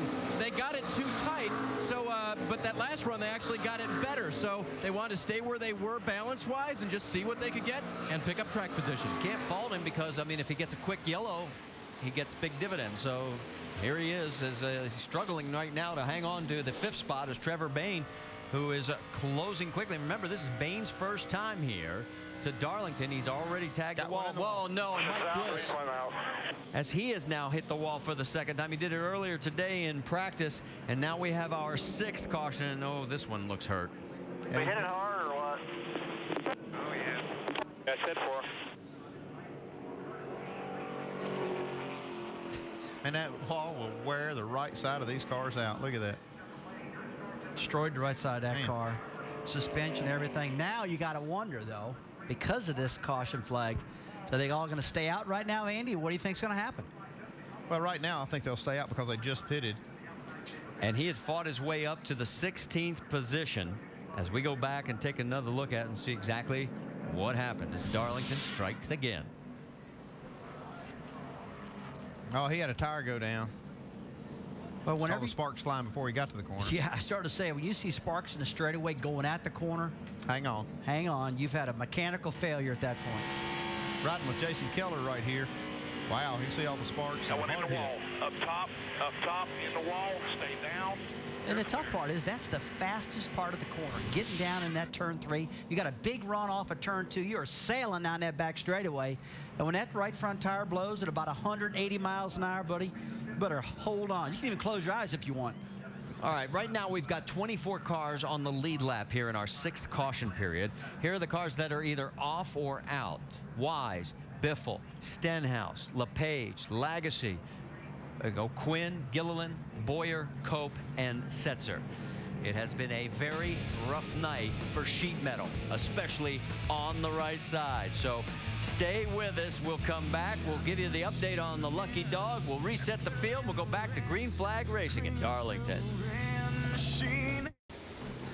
While we are under caution, let's catch up on what's happened so far with a 5-hour Energy Rapid Recap. Denny Hamlin, Kyle Busch in the front row. Races for the lead's kind of been back and forth between them based on circumstances. Yeah, Denny took off, got a jump. It looked like the green flag may or may not have come out. He took off, led some laps, and Kyle wasn't happy early. So Hamlin ran out front for a while. Then Justin Allgaier got by them both. After a pit stop, Hamlin got shuffled back a minute in the pit stop. Denny came back to take the lead. Yep, dominating. Denny's really been up on the wheel. He's back up front now. He's been back up front a couple times a day. When he does get out there and sniffs that clean air, he's gone. The racetrack has taken a bite out of its share of people. Watch James Buescher in the 1 car. Gets down a little bit too low in turn 3. You see the black part of the racetrack. He is down on the flat part, which is the apron. Sends that race car off camber, throws the balance out, and the lady in black claims her first victim. Been one of 6 cautions we've had tonight. Now, Kyle Busch got shuffled back there on the start, right? Got shuffled back in this 3 wide off of turn number 2. Kyle's the low car there. He's got to get out of the gas, loses several spots.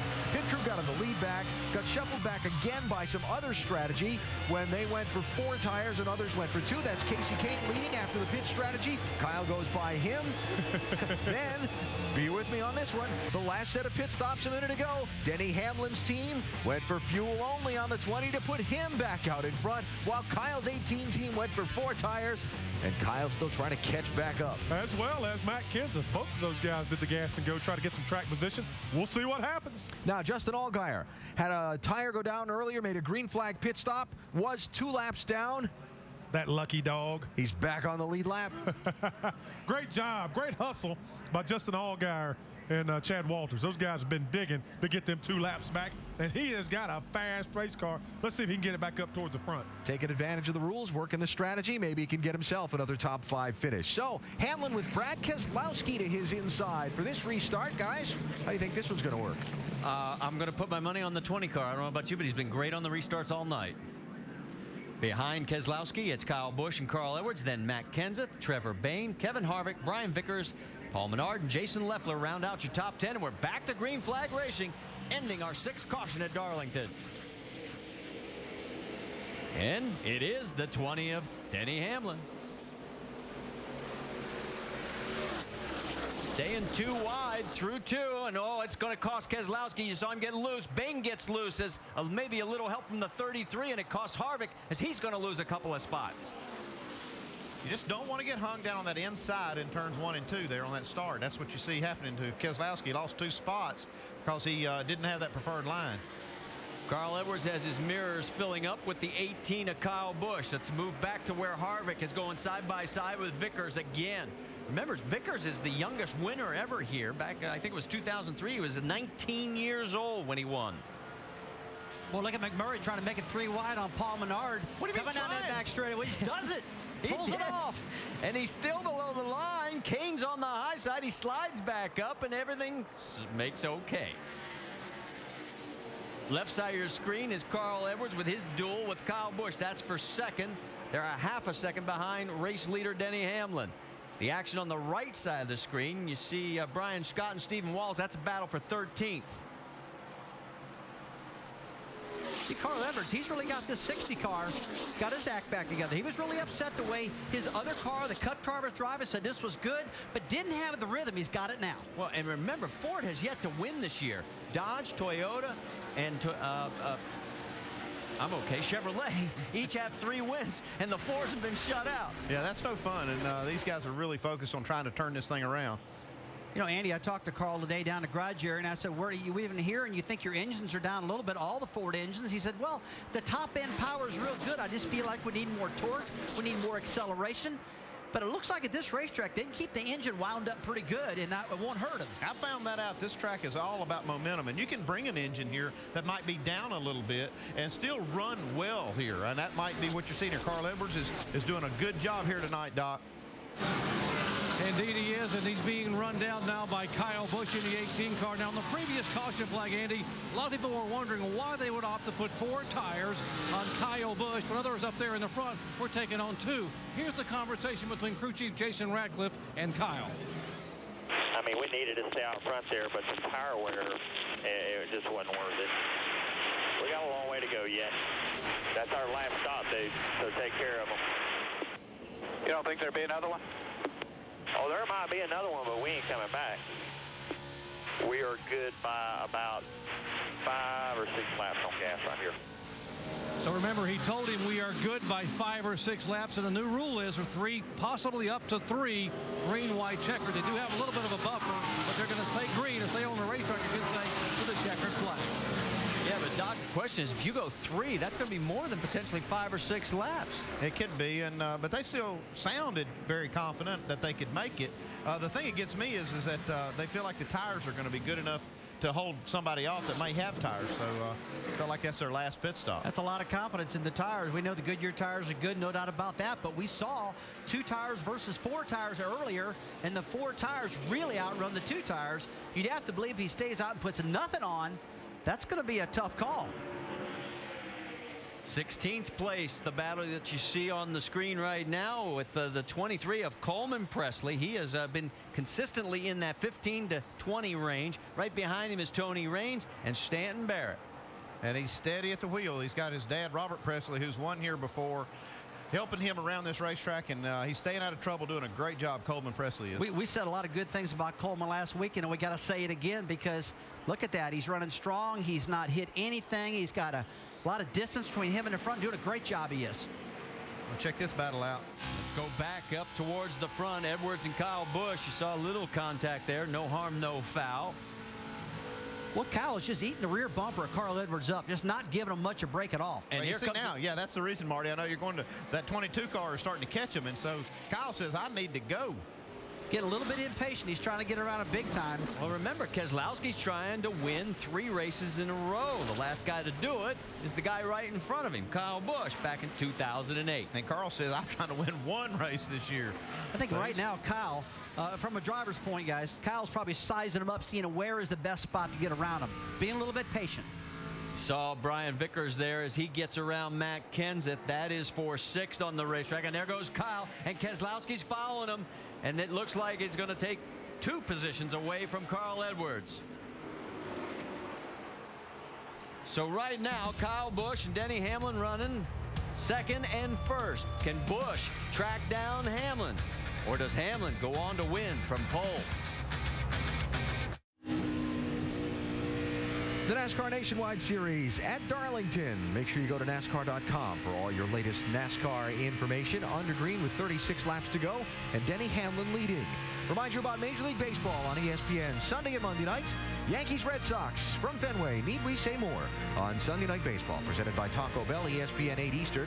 Then the Yankees head out to Detroit to face Johnny Damon and the Tigers on ESPN's Monday Night Baseball, presented by Sears Lawn and Garden at 7 Eastern. It's Major League Baseball on ESPN and ESPN3.com Sunday and Monday.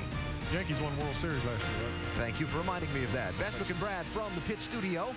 watching this race unfold with 35 to go. Denny Hamlin with a 1.4 second lead on Kyle Busch.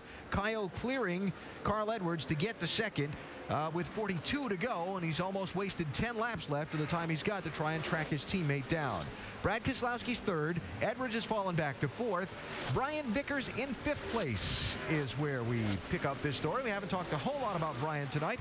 Remember, this is the car that Darlington native Trent Owens is crew chiefing for. Let's go up to speed and hear about Vickers' night so far. Dave Burns, what do you got?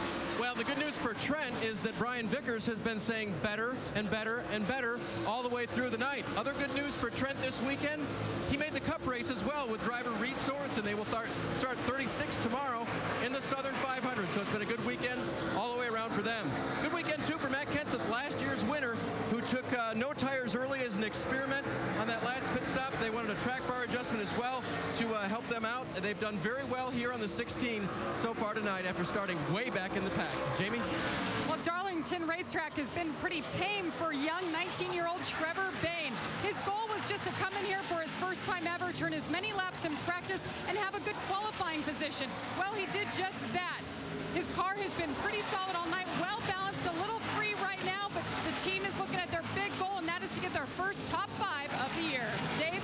Jamie, I can't believe Jason Leffler is still in the top 10 right now. Not because he has interim crew chief Trip Bruce working for him this weekend, but because he's had a bad vibration in that race car for about the last 50 laps. They thought it was drivetrain related. They stayed out to see what would happen, and by golly, he's now going to try to make that pass as well. The 10 car is still moving forward. Behind him is teammate Casey Kane running what would be normally the 10 crew. I don't even have time to explain that. But basically, they've worked with Casey Kane before. Wow, as he gets loose underneath Trevor Bayne now going for that position. They said that Casey Kane, where did Kevin Harvick come from? 3 wide going into 3. Oh my gosh, Casey Kane holds a position for now, Doc. Kevin Harvick has 36 wins in the NASCAR Nationwide Series, but none of them have come here. He said, I always struggle at Darlington, and tonight is a prime example. The car was loose early on. They lost 8 spots in their first pit stop. He came back, and now the car is tight. He said a moment ago, it is plowing.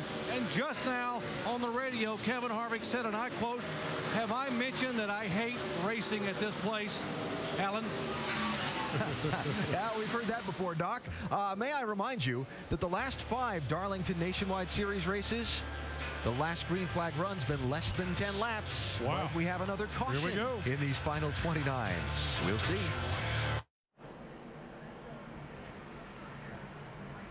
We're under our 7th caution here at the Royal Purple 200 presented by O'Reilly Auto Parts, and the reason is for Justin Allgaier.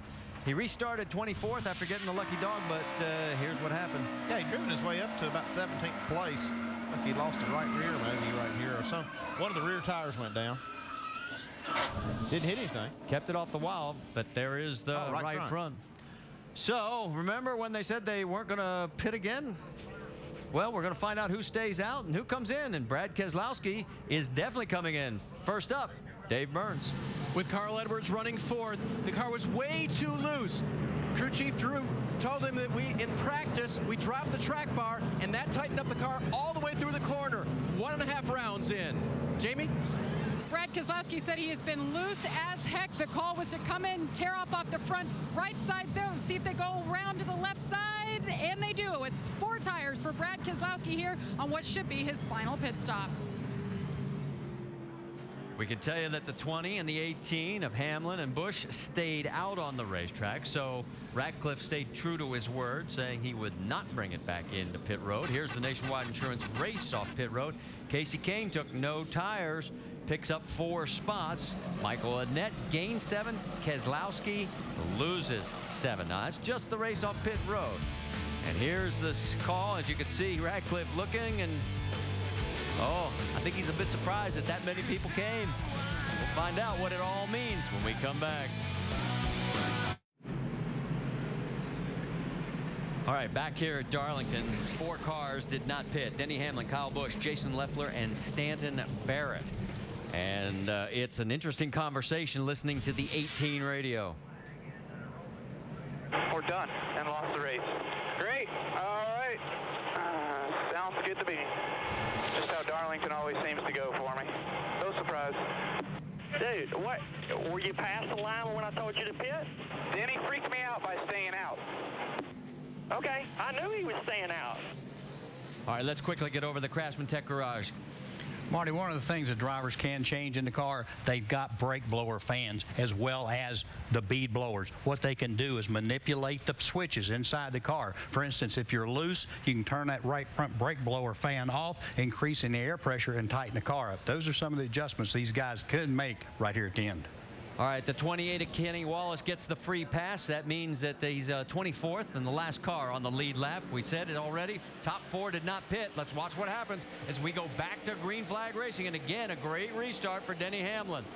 And 21 laps to go. This is when it's getting ready to get crazy. I got to believe these guys are running out of patience. They want to get it done. Look at Bain. Trevor Bain all the way down on the apron. And look at Barrett. He is getting passed like a freight train in reverse as these guys are going forward and he's going backwards. Here comes Kyle coming up on the rear bumper of the 20. Kyle's got the bit between his teeth. You heard the conversation. It sounded like Ratcliffe called him to pit road, but he saw Denny stay out, so he stayed out. Now he has to get up on that wheel, see if he can beat him. These two have pulled away from the rest of the field, now by 0.6 of a second in just a couple of laps. We've got 20 laps remaining here at Darlington. Behind these two, it's Leffler, Kane, McMurray, and Edwards. And those four have opened up a bit of ground over the group behind them, led by Vickers, Annette, and Stephen Wallace in ninth. Boy, Casey Kane really got loose getting in that last corner. Really had to sideways. The 38 car holding on to it. Almost lost it that last time by. Remember, Brad Keselowski had a slow stop as we watch Carl Edwards going under the 88, and he clears. Jamie McMurray will let you know Keselowski's all the way back in 10th. Remember, he's trying to win 3 straight. Yeah, Carl Edwards got 4 tires on that last stop. He's the first car running now that has 4 fresh tires. Does Carl Edwards get his first win of 2010? Look out. Trouble for Matt Kenseth. Last year's winner just barely misses the wall. Brings out our 8th caution now. Okay, put a set of tires on it, get it tighter. I'm okay here. Well, if he sees that left front tire, that really kills the way they run. Yeah, they need to fix that fender and get some tires. Tell you what, I was amazed how fast the 18 and 20 car ran with no tires out there. Those guys ran much better than I anticipated. You saw Kyle Busch a little freaked out. Got more confidence now. Flat right front as well for the 16. He was running 15th at the time. He gets right in the corner. Looks like Trevor Bain got into him a little bit there. Yeah, Trevor got sideways going at turn 3 and just got up into and collected him. Got him in the wall, too. Let's go on board with Justin Allgaier. Yeah, Justin just gets out of the throttle, stands back in the gas, gets past him. It's Coleman Presley right in front of him that also got through. He's doing a nice job. He's running 17th right now, guys. As we mentioned, under our 8th caution here at Darlington, with Denny Hamlin now has led 94 laps. Kyle Busch has led 17. We've had 9 lead changes between 7 different drivers. I think this caution really helps Carl Edwards because he, like I said, he's the first car that has 4 tires. He should have a little bit of advantage tire-wise, and this caution lets him close it up. He will restart 5th when we go back to green flag racing. Trevor Bain involved in that contact, brings it to pit road, and you can see the damage. He's got a right rear down. Yep. Yeah, on the right side. So he was high as 5th in his first Darlington run, but now he's going to fall back here as he's shown in 15th when he peeled off. As we can also tell you, the 16 has also come to pit road as well.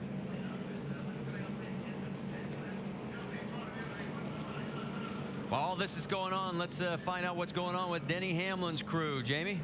Well, Kevin Kidd is his crew chief. And Kevin, you guys opted to stay out last time around. This time as well, how are the tires holding up and what are your chances here in the closing laps? Yeah, you know, the tires I don't really think are an issue. We kind of proved that in practice.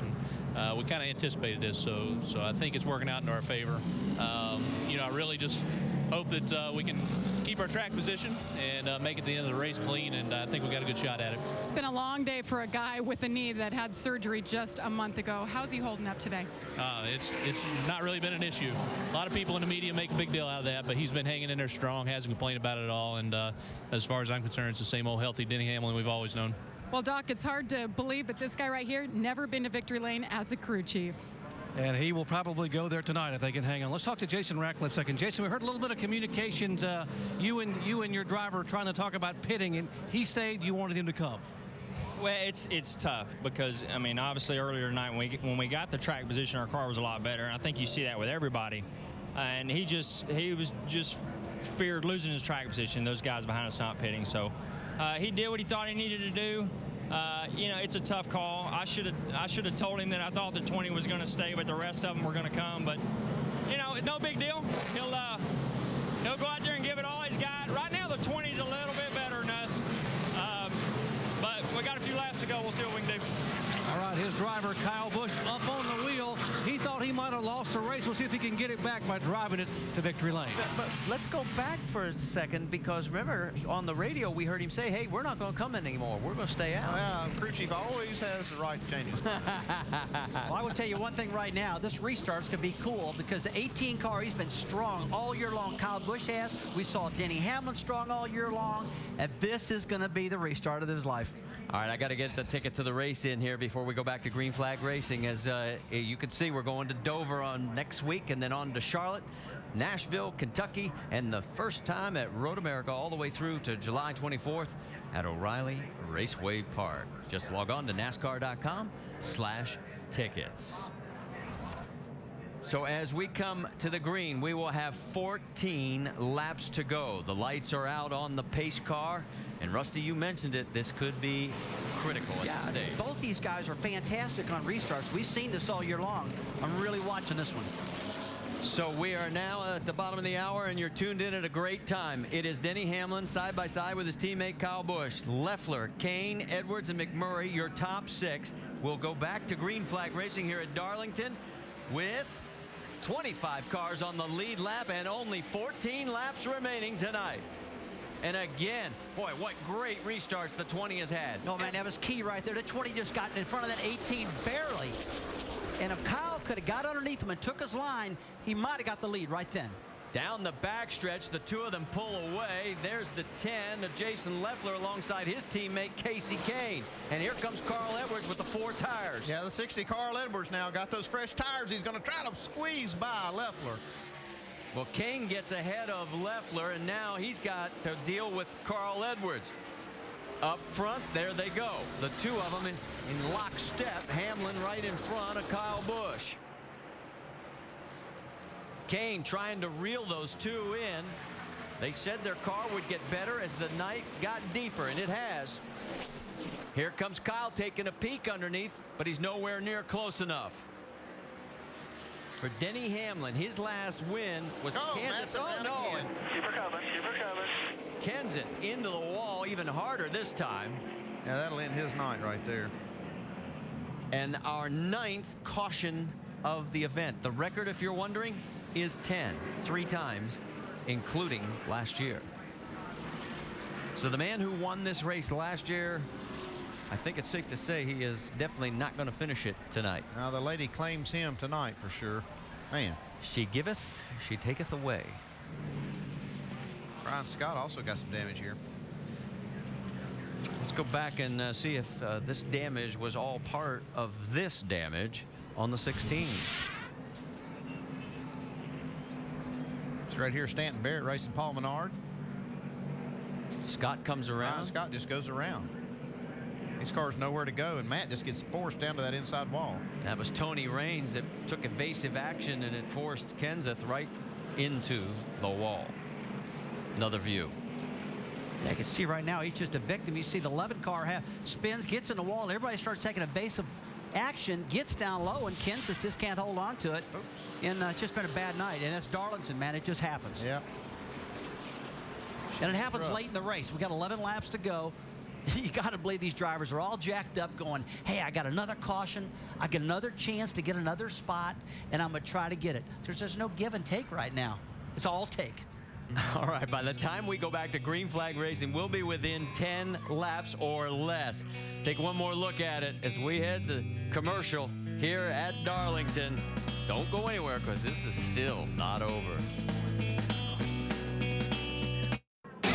NASCAR Nationwide Series at Darlington is brought to you by John Hancock. The future is yours. And Verizon. Get the inside track from Penske Racing with race analysis from our drivers, plus highlights and high-speed action, all on VCast and only from Verizon. Text RACE to 66402 now. All right, let's reset this for you because Joe Gibbs Racing is running 1-2 with Denny Hamlin and Kyle Busch. They have 8 1-2 finishes. None of them have happened here at Darlington. Behind them will be Casey Kane, Jason Leffler, Carl Edwards, Jamie McMurray. That is your top 6. And next time by, it will be 8 laps remaining. And we are going to be under caution a little bit longer because there's a lot of oil to be cleaned up on the front straightaway. Now, of course, tomorrow is Mother's Day. And Mary Lou, mom of, or Sunday, I should say, Denny Hamlin's mom, Mary Lou, is here tonight. Jamie, let's find out how nervous she is right now.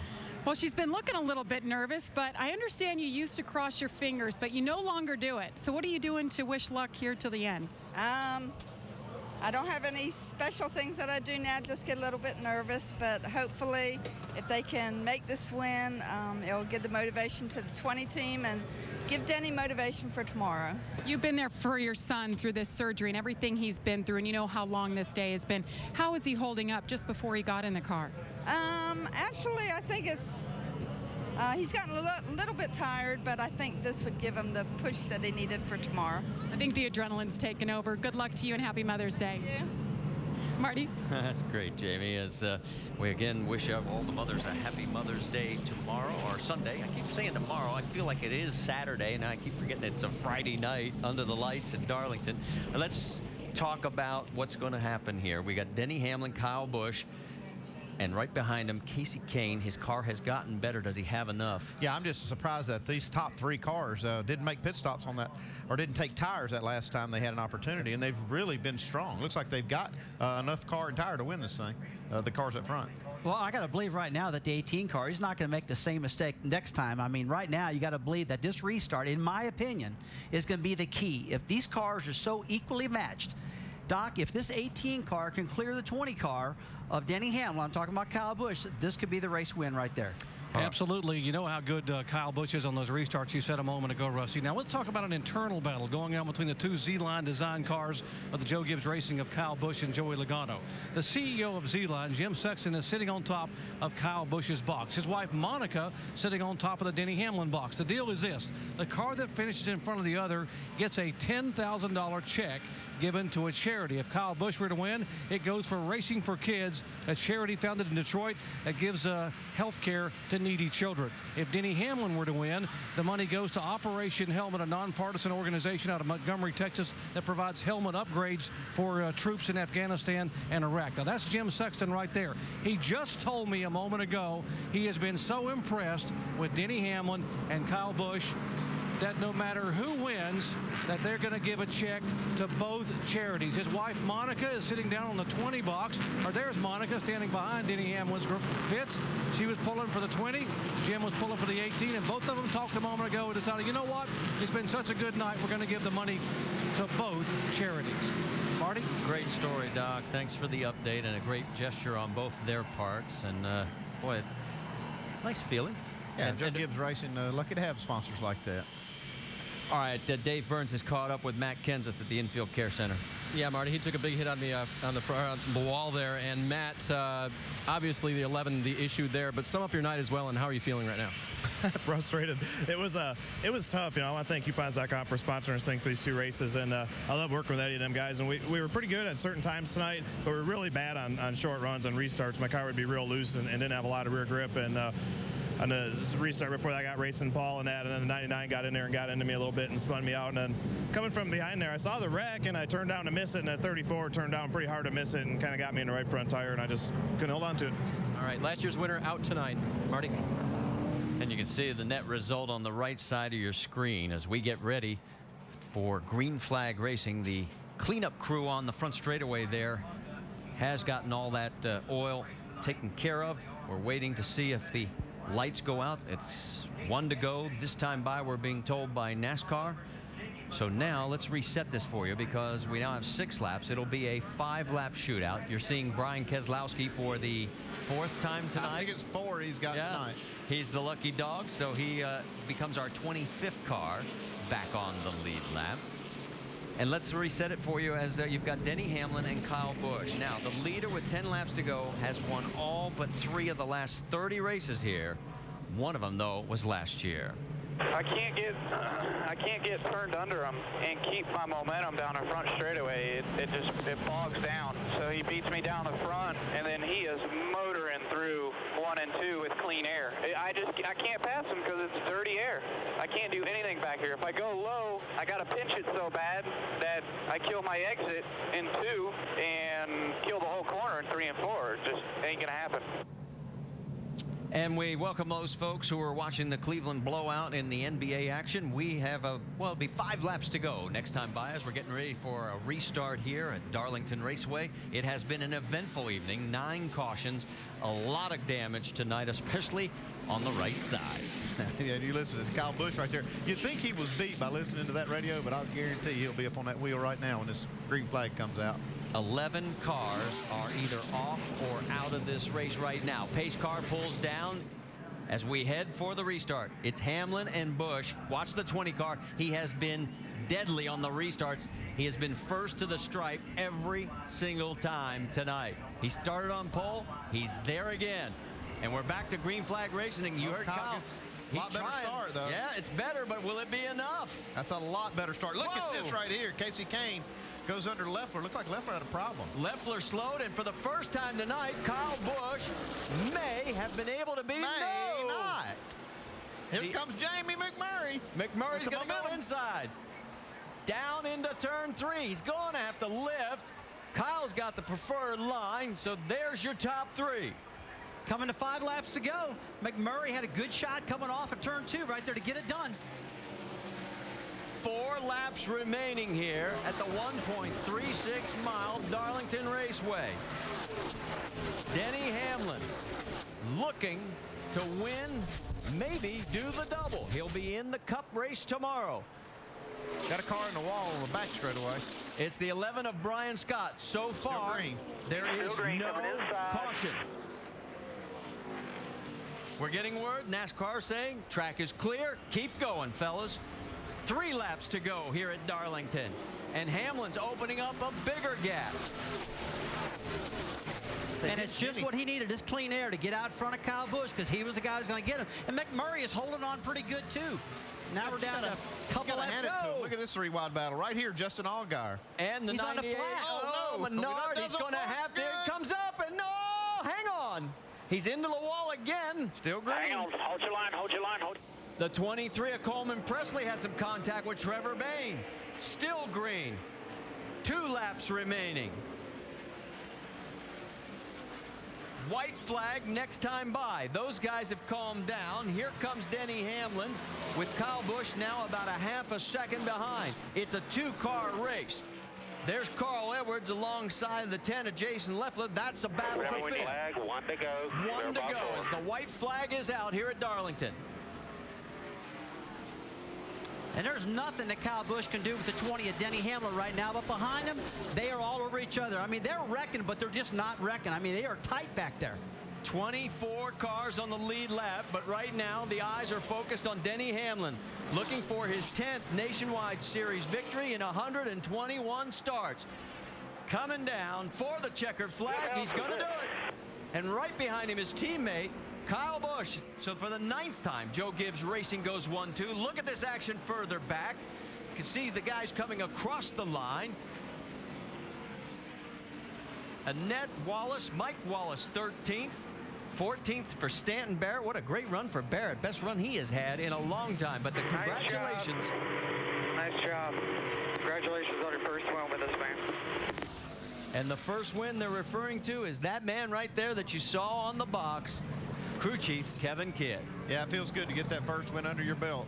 They had a great car tonight. You know, Kyle Busch gave him all he had there on that restart. Just not enough.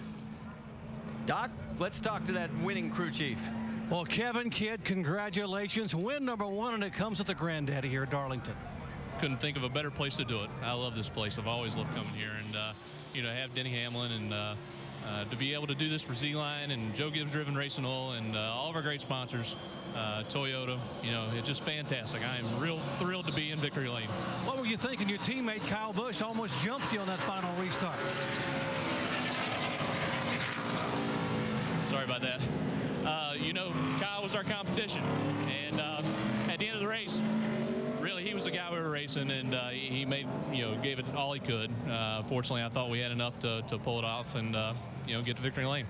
All right, Kevin Kidd's going to go celebrate 4 years as an engineer, and now, for the first time, a winning crew chief. Marty? And Hamlin led 111 laps, including the last 63. It's the 4th time in 5 years Joe Gibbs Racing has won here at Darlington.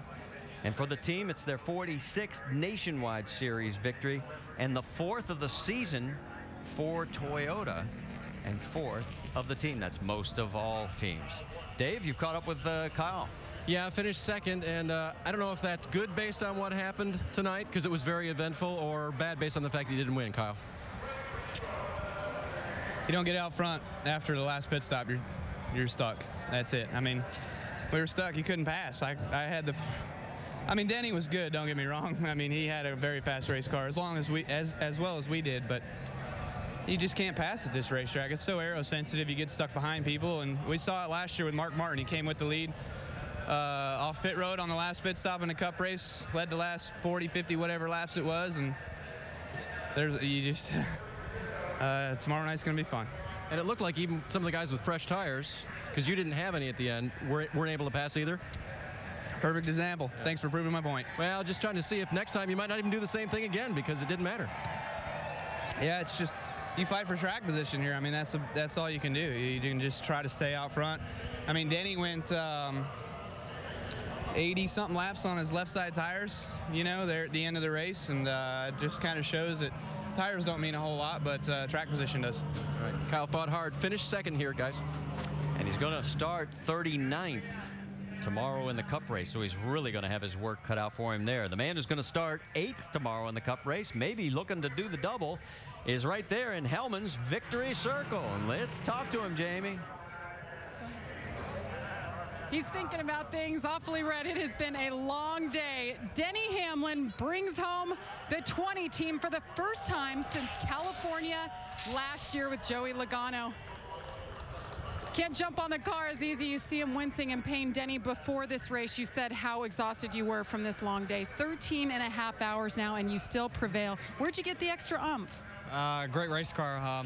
Congratulations to Kevin Kidd. This is his first win with Joe Gibbs Racing, taking over for Dave Rogers. And me and Dave did, I think, a pretty good job of building this program over the last 3 to 4 years. And a lot of credit goes to Dave, and he's moved on and had some success. But now it's time for Kevin to show what he's got, and he gave me a great race car. It was that easy. When you have a car that drives as good as this one today, it makes your job a whole lot easier. But got to thank Monica Sexton. We won the competition with Kyle. Everyone at Z-Line Designs, Toyota, FedEx, Wiley X, Gillette, everyone from Nationwide Insurance for help put this on, and Royal Porpoise.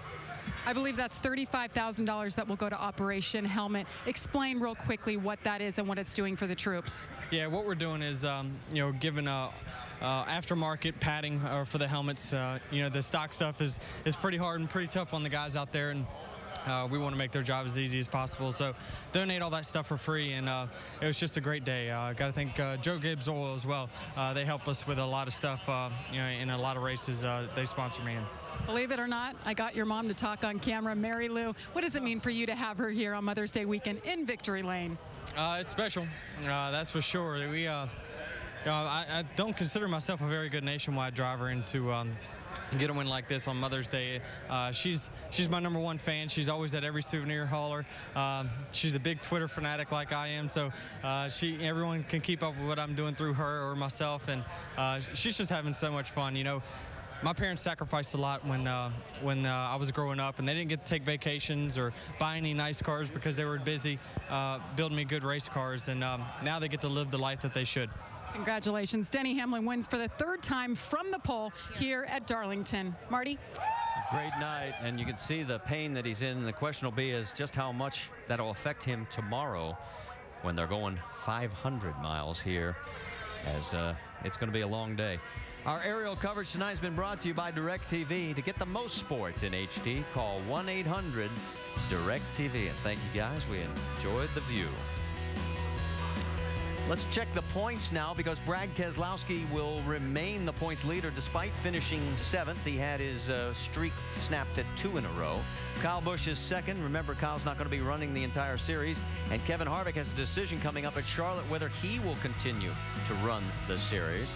And notice Jason Leffler has jumped up 6 spots into the number 9 space.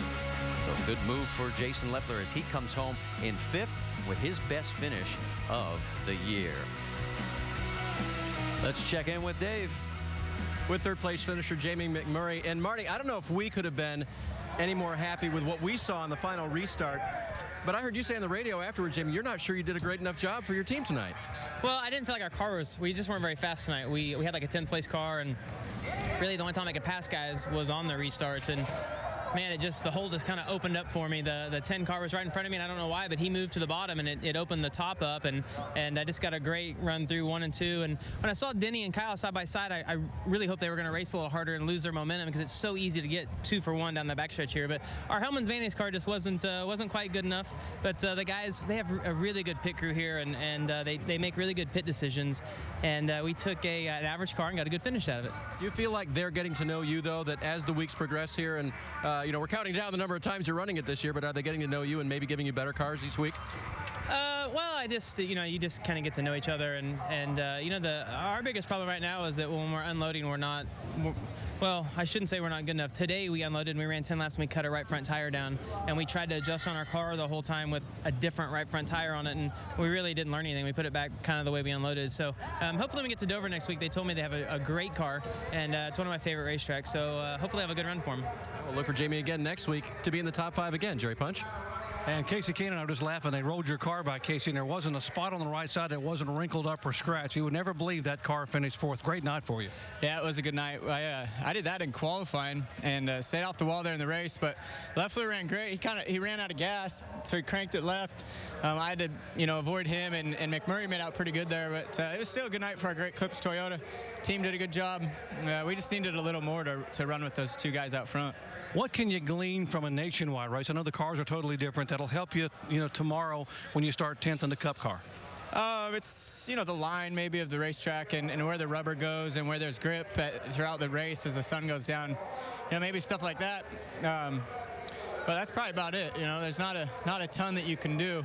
But these cars are so much different right now. It's still a good race, and I want to thank Great Clips and everybody. And I gotta go get my Gillette Fusion and shave this thing off my face. It was a joke, and yeah, we saw the mustache. Are you trying to do that? No, I was messing around with it all week, and it was kind of funny. And now I gotta get it off before tomorrow. Okay, you go shave. By the way, he'll be in the nationwide car at Dover and Charlotte. Dave? Well, Jason Leffler in the 10 car tonight had an eventful evening, and one time I heard about a vibration, then I heard about transmission troubles, and you still came home 4th. Yeah, 5th, right? Oh, 5th. Wait a minute. I've got down. Where do you finish, guys?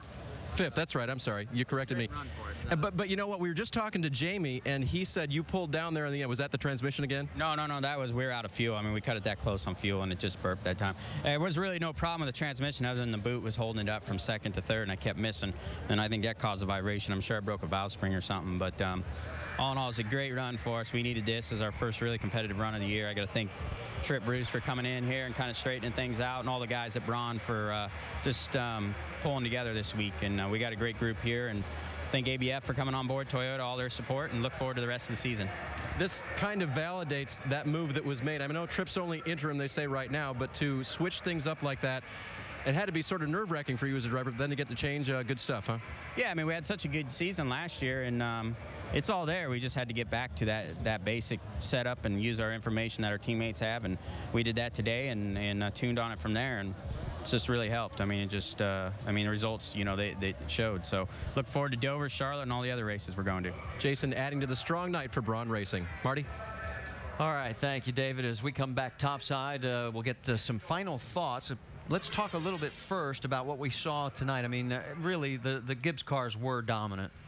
Yeah, they were dominant, but what I saw tonight was late race decisions. I mean, those guys stayed out and won the race without making pit stop for tires, and usually we see that late race tire decision. It's very agonizing for crew chiefs, and Brad Keselowski was running third. He made that stop, got the 4 tires, thought they would be in a good position. He finished 7th.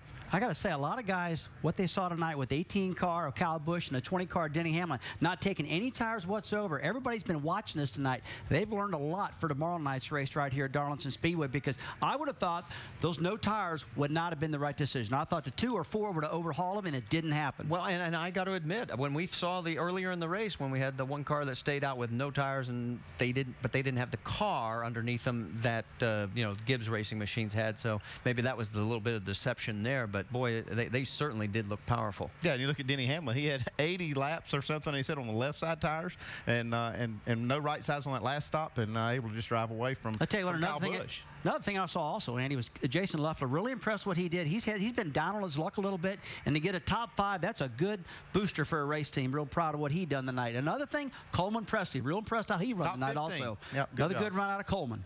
And guess what, Alan? Next week we go to another tough track, the Monster Mile at Dover. Yes, we do. And we look forward to that one next Saturday afternoon on ABC. We started the night tonight in Darlington talking about what kind of mood would the old lady in black be in. Well, this race came down to 2 things: restarts and strategy. This was the initial start of the race. Denny Hamlin going. And then the green flag going. Yeah, we just couldn't quite determine if the green flag came out quick enough, but Denny Hamlin took off and led a bunch of laps early. Got shuffled back a little bit, but then Hamlin stormed back up here at lap 21 to take the lead. Hamlin would lead most of the night tonight. Old Darlington took a bite out of a few people. Well, I tell you, the old lady reared up and showed her mean side here.